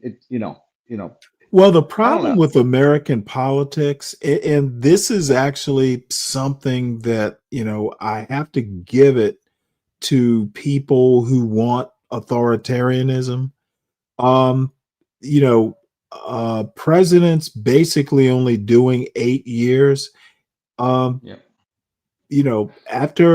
8 years or 4 years, you know what? I mean, even Congress, when they do some of these spending bills and policies and stuff, they sunset them. Yes. And as a matter of fact, Obamacare is coming up on a sunset, and there's good and bad. If it's a bad policy and not working, you do want a sunset. But then all of a sudden, this sunset is going to put us up against shutting down the government on October 1st. The American system really, there are arguments for having something that's more authoritarian. But the problem is, I don't think even back in the day when, the Constitution was being ratified, America was a lot less divided, even when you look at Federalists and Anti-Federalists. And I always have to go back to, I think it was Jefferson talking about, hey, look, this Constitution has an amendment process. You're not stuck with this, with the way things are. There is a process for slow change. And it's impossible now because the country is that divided. I'm sure there's some issue out there that everybody could agree upon. I think immigration was actually one of those policies. I mean, as much as you get pushback from the left, and I mean the broad left, about it, it's not that these people shouldn't be deported. It's more method. As I said, the goal is fine. The method is the problem. I don't think anybody, even on the left, is going to go, oh, hey. And Biden fucked it up royally. And, if Kamala had been worth a shit on this particular issue, she should have asserted herself more. On being the borders are. I think Stanley, listen, he gave her the worst fucking job you could give anyone. No, but you know what? If you're a Stanley Cross, you're gonna squeeze all the lemon juice out of that bitter lemon. My thing is, I'm like, I'd have gone rogue. When he gave her the job, I was like, So she's going to go to South America and talk to the powers down there and try to facilitate them staying there and us helping them. But there's no policy change. She was just going to go talk to him. I think he gave her the worst fucking job, and then he didn't I don't do think it was a anything to help bad her. job at all. What could she do? What could she has no power anywhere. He does. She didn't. Well, He let gave her me the give worst you job you could an give anybody. anecdote. And it is a minor anecdote that is, as far as scale goes, almost isn't worth me even bringing it up. But my last year in the Navy, dude, it's hard to describe, but say on your nice, $1 billion destroyer, I had like the best job on the ship. I was a communications officer, motherfucker. I was what we call a topsider. My uniform didn't get dirty. Shit. I worked in an air conditioned space. I was doing all the glitzy jobs. I was communication security. My fingernails didn't get dirty. Well, you know what? We had an engineering inspection coming up, and my captain, before he left, by the way, decided to take all the JOs, junior officers, that are senior junior officers. We have our railroad tracks. We think we're hot shit. You know what this motherfucker did? He's like, well, Stan, time to get your uniform dirty. he puts me down running the worst division on the ship. Like, I was walking on the mess decks for some reason or another, and that leading petty officer of where I was going to go walks up to me and he goes, well, Mr. Cross, you ready for us? And I looked at him and I told him in front of his little buddies, the question is, are you ready for me? Because I'm going to clean goddamn house, and walked off. So the bottom line is, and the story I'm trying to tell is, you know what? It was considered the worst division on that ship. And I was, quote, sent to hold schoolhouse. And motherfucker, that's exactly what I did. I turned the worst job on that ship. I turned the worst job on that ship, officer wise, into the best job. I fucking turned that goddamn division around. And one of my philosophies, when I gathered them together, was like, you know what? Nobody else on this ship can fuck with you if his name is not Captain so and so. But I'm gonna fuck with you worse. I will protect you, but if you fuck up, I'm gonna be your worst enemy. And you know what? It took a month or two, but you know what? I walked up during an engineering inspection, and I had this dude. You think I'm evil now? Dude, I used to walk around like inspection teams who didn't know me would come on board. I would literally put on a blue jumpsuit and not wear insignia. So they had no fucking clue who I was. I don't think you're evil. I walked up on this chief, this E7. He was kind of blessing my guy, my guy out, my man. He was like an E3 or something. So I just walked up to that chief and went, Chief, what the fuck are you doing?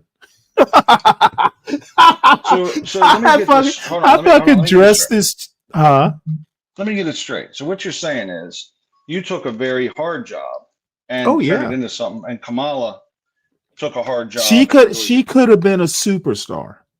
Yeah, and dude, you don't need. You know what? She could have just gone rogue. Fuck it. You put me in charge of it. I will tell you when I need your help. Dude, I've done that with bosses of mine. She did kind of hide from it, right? She did hide. Like, I did notice, but then I was thinking, like, well, shit, it's a terrible job, and she has no power. No wonder she's hiding from it, right? Oh, fuck that, dude. A vice president. Look at JD Vance. I mean, he technically doesn't have power. He's in the news, whatever, MAGA, Yeah. I think JD Vance And there's a story. It was more an editorial that I read a couple weeks ago. Now the premise of it, and you may agree with it. I'm not absolutely sure I agree with it, but the premise is, you know, the premise is Donald Trump is kind of on his last legs. And So you think Vance is taking? well, no. Let me finish. Okay. Vance kind of knows it. He that's why you're seeing him hosting the Charlie Kirk show. That's why you're seeing him a lot more than vice presidents usually are in the news, because he's basically trying to position himself as kind of the natural successor. Yeah. And that's what Kamala should have done. And I Yeah, know I can it's see kind of that. hard to do as vice president. What was the point of there's some vice president said he had as much power as a warm bucket of spit or something like that.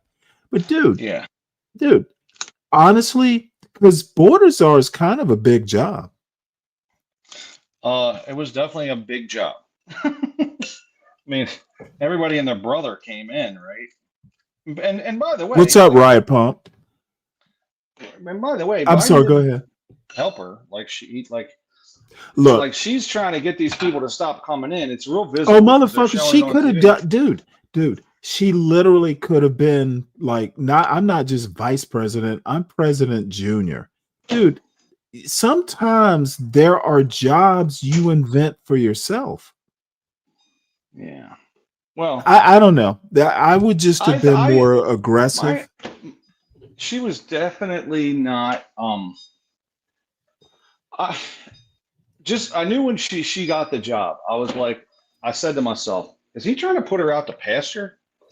Because while she's down But see, there, I would have.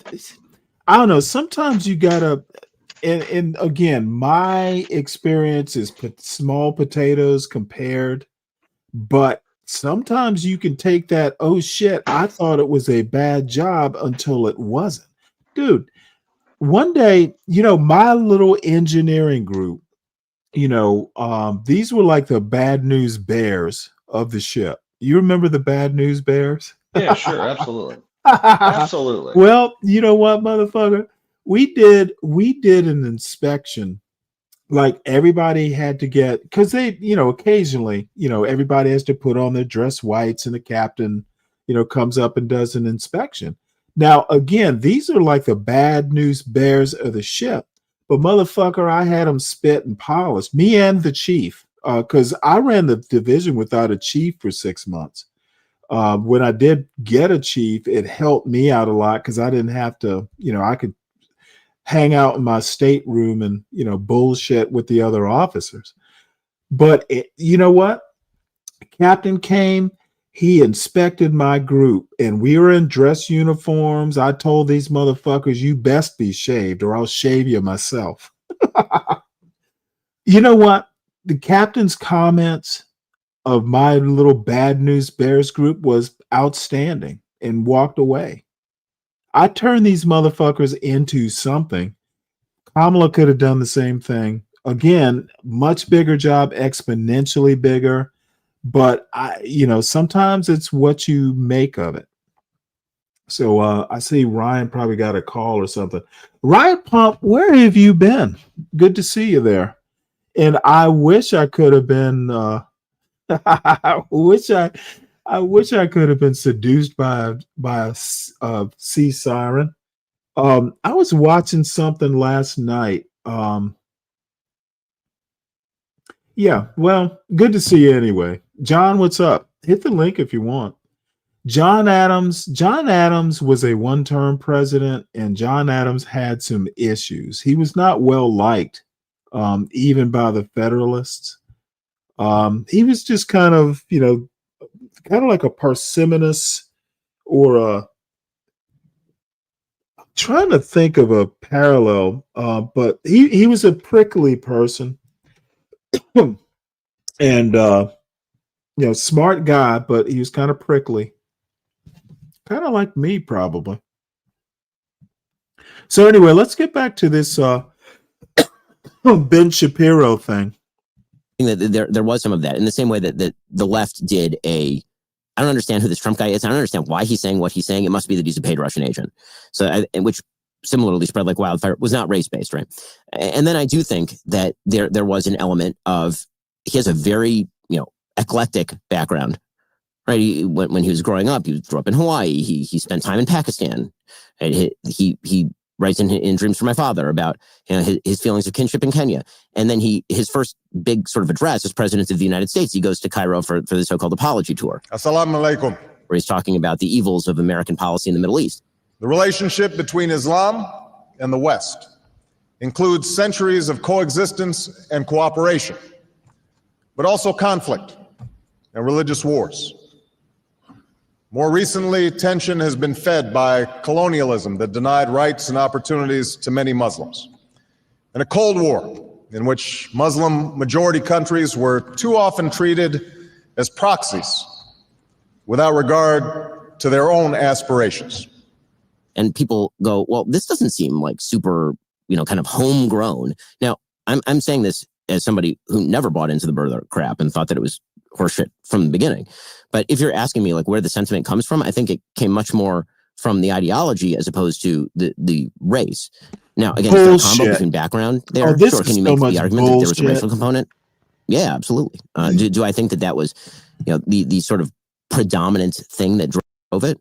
I actually don't. I think that there was a desperate hope, frankly, by a lot of Republicans that if you could find out that he didn't have a birth certificate, then you wouldn't have to run against him in 2012. And that would be real convenient, wouldn't it? If it turns out he's not an American citizen, then you don't have to worry about it. And there was even some of this by John McCain in 2008. He was born on a foreign military base. That means that he's not an American citizen. There's discussion about this about Marco Rubio. And I don't mean to downplay it. I'm not. It didn't take off with him in the way it did with Obama. Well, Obama was also the most singular political figure of any of our lifetimes by this point. In today's super competitive business environment, the edge goes to those who push harder, move faster, and level up every tool in their arsenal. T-Mobile knows all about that. They're now the best network according to the experts at Ookla Speed Test, and they're using that network to launch Super Mobile, the first and only business plan to combine intelligent performance, built-in security, and seamless satellite coverage. That's your business supercharged. Learn more at supermobile.com. Seamless coverage with compatible device in most outdoor areas in the U.S. where you can see the sky. Best business plan based on combination of advanced network performance, coverage layers, and security features. Best network based on analysis by Ookla Speed Test Intelligence Data 1H 2025. So a lot of the book is a defense Sorry of about Western that, civilization folks. from its I enemies. will you endeavor talk not a lot to about have Western these civilization. commercials, How do you describe it? How do you define it? So the way that I describe it in this book, and I give a sort of more fulsome definition in an earlier book that I did called The Right Side of History, is the tension between Jerusalem and Athens. Again, not my original construct. That's a division that goes very early on to Tertullian, but the sort of idea of a biblical heritage combined with Greek reason and the tension between them. They don't easily fit together. And so what you see over the course of Western history is this tension. Sometimes it moves in the direction of sort of biblical theocracy, which you can see in European history. Sometimes it moves more in the direction of reason. But if either comes on more from the other, you end up with a pretty bad thing. Right? If you end up with like a full biblical theocracy, bad. If you end up with a fully amoral, rationality-based system, also bad, which is the history of the mid-19th to mid-20th century. And so, the history of Western civilization is the symbiosis between those two factors. But the basic principles of Western civilization that I think are the most important, at the very least. That is just flattening the history. Symbiosis. That I discuss in the book are things like equal rights before the law, private property, freedom of mind, freedom of thought, freedom of religion. A bunch of the book is a defense of this. When I tried to think through who's the enemy in this book, right? A lot of it to me was the academic left, let's call it. And I mean, you talk about Edward Said, you talk about Fanon, and a sort of intellectual culture that understands Western civilization more in terms of its sins than its successes, that is focused on the Nazis, focused on slavery in America, Jim Crow. That this sort of goes back to what I was saying earlier, that I think a lot of the debate, Trump is very much part of this. This is one which he's not post-ideological. Yes. It's about. And it's actually always been my thinking that slavery was one thing and it was, the original sin. Jim Crow was not learning that you sinned with the slavery and reinstituting it. And a defeated enemy, the Confederates, letting them have their way, all because of politics. Okay, literally, Jim Crow got, through that open door that the Republicans, who had gone more into business, the Republicans back in like 1876 became rather corporate. And you know what? They wanted the presidency, and the Southerners struck a hard bargain. It's like, get the fuck out. That's where posse comitatus comes from. It's a post-Reconstruction sort of idea. I think it was 1878. So America's biggest sin might be slavery, but it was recidivist to implement Jim Crow. And I don't think the reparations crowd emphasizes the egregious reinstatement of slavery by another name. And people like Charlie Kirk, people even like Ezra Klein. And that's why I don't really, get into the left as being, white saviors. America has problems, and most of them are self-generated. And America's biggest problem is not black people, it's white people. Are we fundamentally good, or are we fundamentally bad? Right. No, that's And right. who the fuck But is flawed we? or evil, but sometimes we do the right thing. I think that's right. I mean, in your schema of Western civilization, I think I just sort of understood it from what you said. But these are big things, right? The Nazis, a lot of 19th century and 20th century wars in Europe, slavery in America, Jim Crow. Where do they fit? Well, I mean, they fit. First of all, there's sort of two contexts. There's the global context of all of these events happening. There's the global context of fascism in the 1930s, if you're going to talk about Nazi Germany, in which you would also have to include Eastern fascism, because Japan was a fascist state that killed somewhere between 20 and 30 million people between lots the of fascism 20s. in the 1930s. Yes, exactly. And not unique to Western civilization. And slavery, also not unique to Western civilization. But in that way, reason is not unique to Western civilization. I mean, there's That's a right. lot of...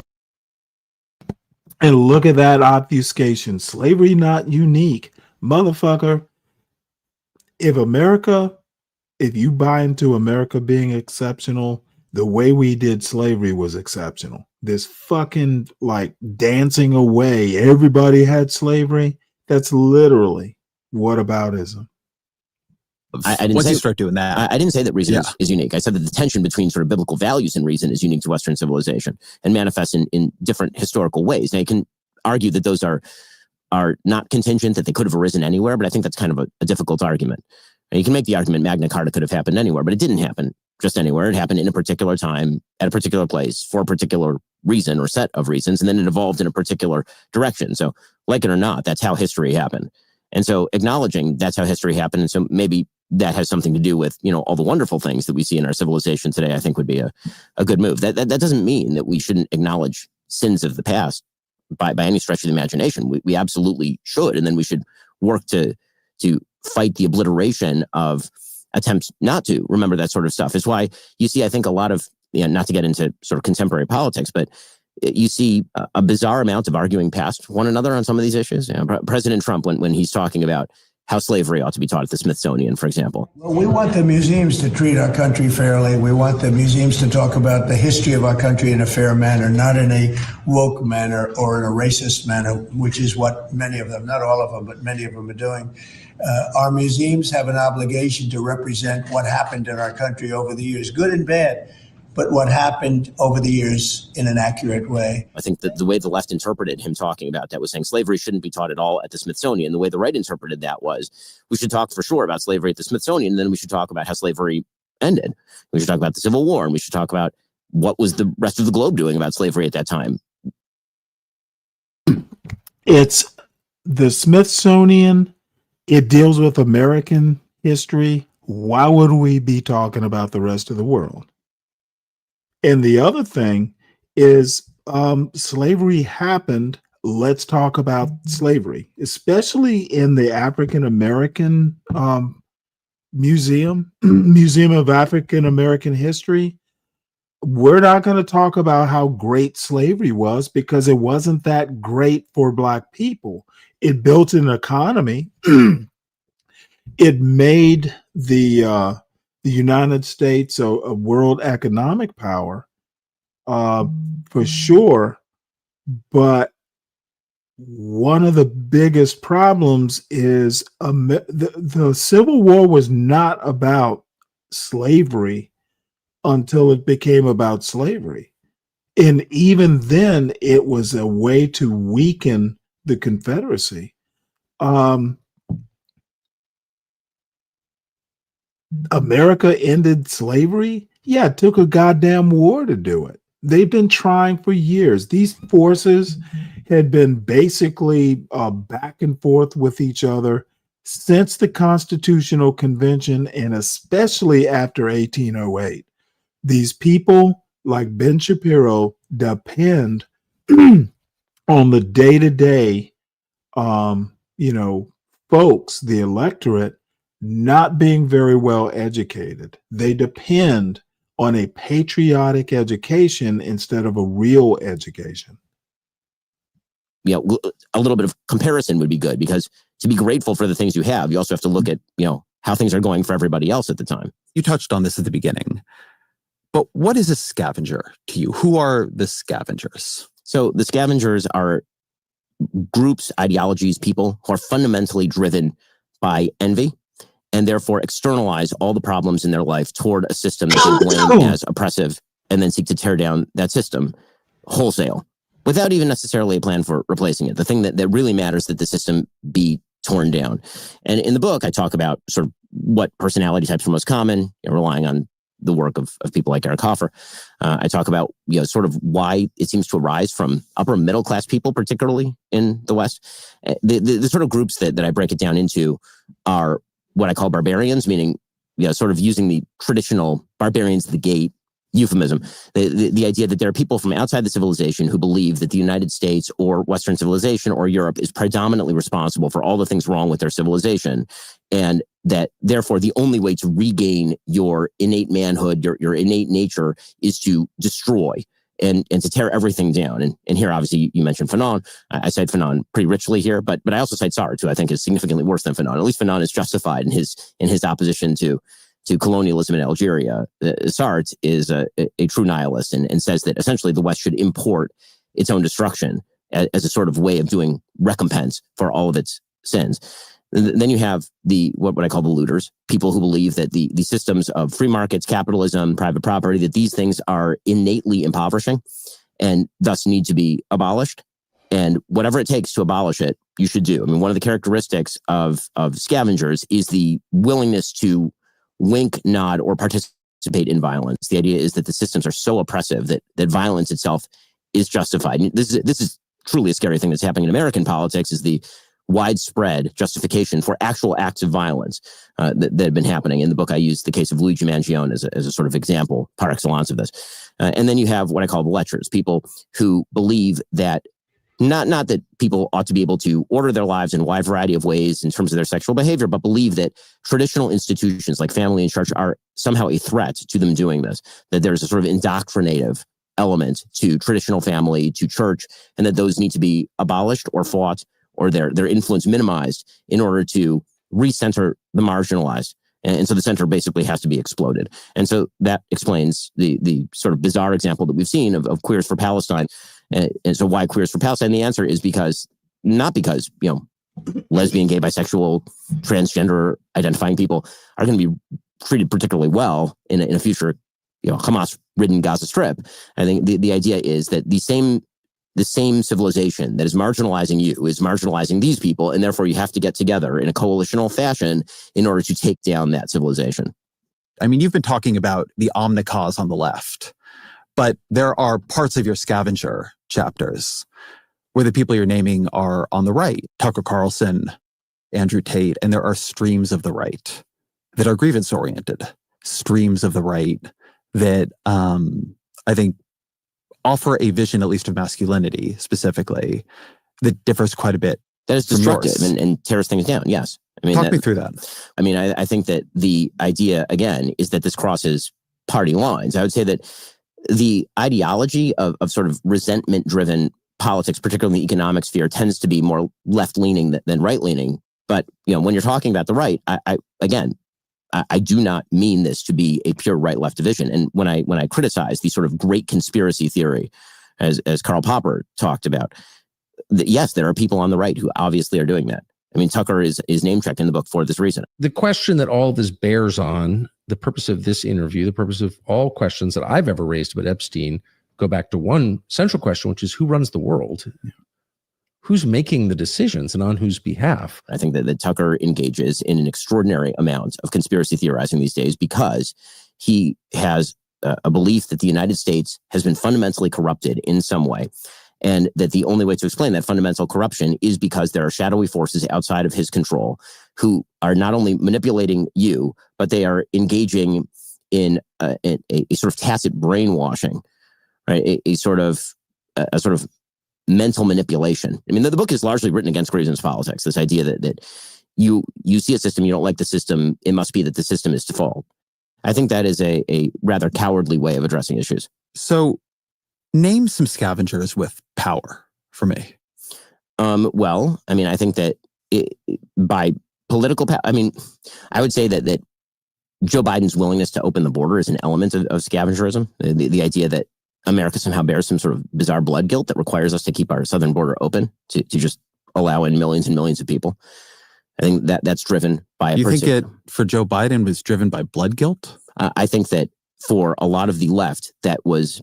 I don't know who was president during the Biden presidency. A lot of the left. Name your person. Yeah, exactly. No, I don't mean it like that. I mean, I know the Biden administration pretty well. And what do you think I'll ask you, what do you think was the ideological drive for leaving the border open for that long? I think that they believe that we have an asylum process, that people were fleeing genuine poverty, persecution. I think that they were in coalition and were appalled by the first Trump administration on immigration. And I think that they did not act fast enough when it became a crisis. But I don't think, having talked to many of them about it, that they understood this as a kind of reparations. So I do think that there is a part of the left that articulates this as a kind of reparations. I think it's fair to say that wasn't Joe Biden specifically, but I think there is a part of the left that sees it as kind of reparation. In terms of economics, Bernie Sanders definitely falls in this category. He believes that America is guilty globally. He believes that the great suffering of the earth can be laid at the feet of American-style capitalism, that America is somehow a terrible and horrifying sight of untold human suffering because of capitalism. He has never created a damn thing in his entire life that is worthwhile. A pretty big political movement. Yeah, I said that is worthwhile. I guess this is a place, when we're doing the Lions part of the book, a lot feels to me like a pretty straightforward case for like a traditional and positive masculinity. Be bold, be risk-taking, take care of your family, innovate, see purpose in life.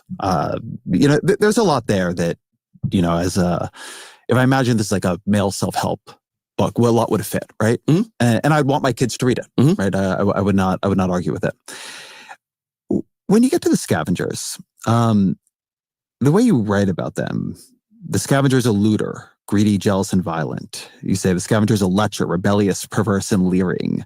The scavenger is a barbarian, jealous, enraged, and violent.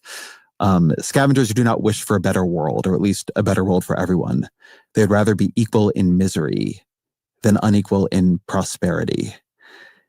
I guess let's talk about Bernie for a second. You call him a putrescent Marxist pimple on the posterior of the body politic. This is a person who, from my perspective... You didn't enjoy the alliteration there? Come on.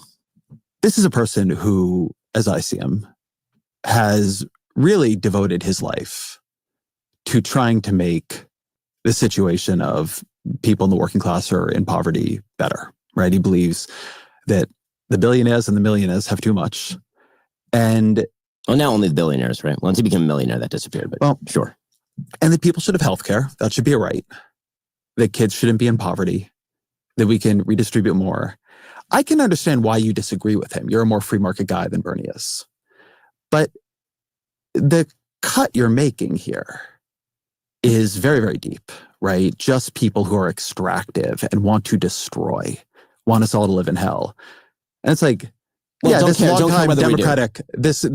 longtime Democratic senator and former mayor who's pretty good at running, but like, I guess defend that for me. Okay, so I mean, Bernie Sanders has met very few dictators who are socialist in bent that he has not offered a defense of.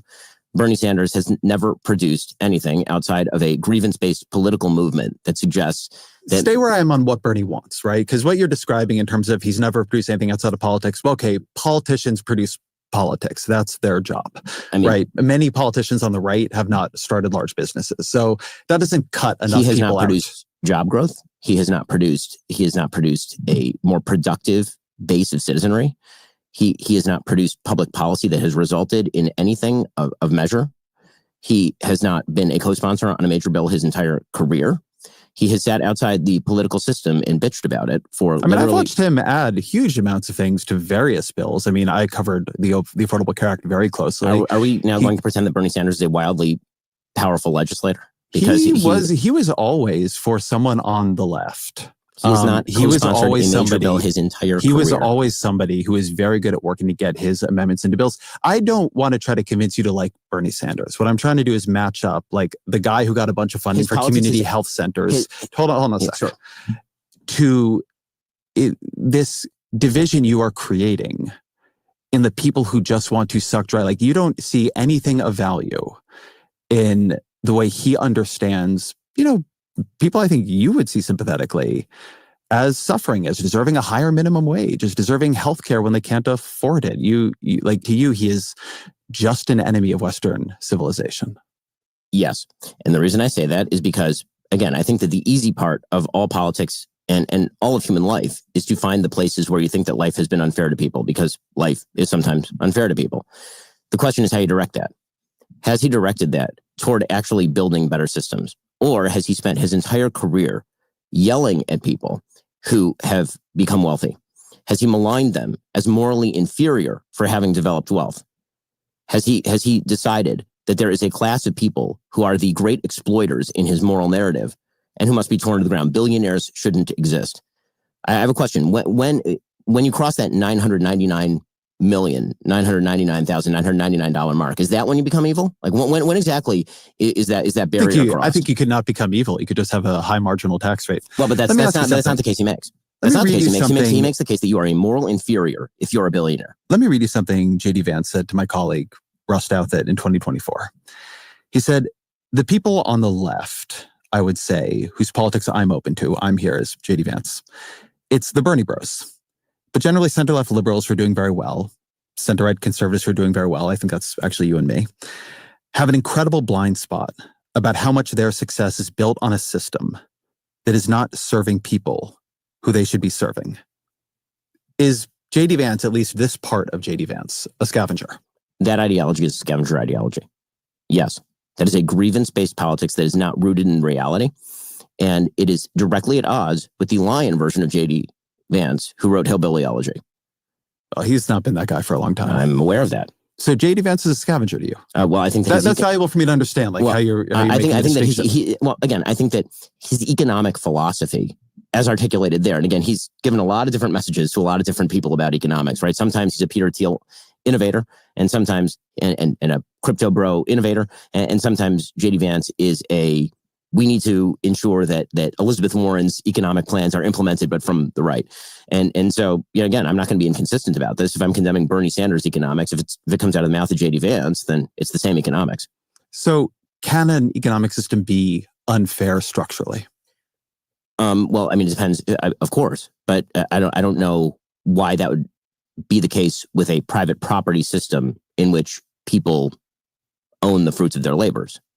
There's all kinds of ways a private system can be unfair. Well, I mean, sure. Markets are shaped. I mean, come on, we're not in crude econ 101 here. We create patent systems that create government enforced monopolies. I mean, listen, we have a structured economy, of course, but there's a difference between more and less fair. And it seems to me the least fair system is a centralized governmental system in which you pick winners and losers, and or nationalize the labor of others in order to achieve. Yeah, like the state capitalism and the tariffs Donald Trump wants to implement. I wish I were there to ask some questions. So anyway, folks, I may do a show later. And if I do, we're going to continue this interview, or this discussion with Ezra Klein and Ben Shapiro. But I am getting tired, and we'll pick this up later. And if not later today, we'll pick it up in the morning. So I enjoyed it, and good to see you, Riot Pup. Haven't seen you in a while. Don't be a stranger. And Brian and all the rest of the gang, I will more than likely maybe pick it up in a few hours. But there are things to do, and I will see you all later this afternoon. I think more than likely, but we shall see. So I will see y'all later.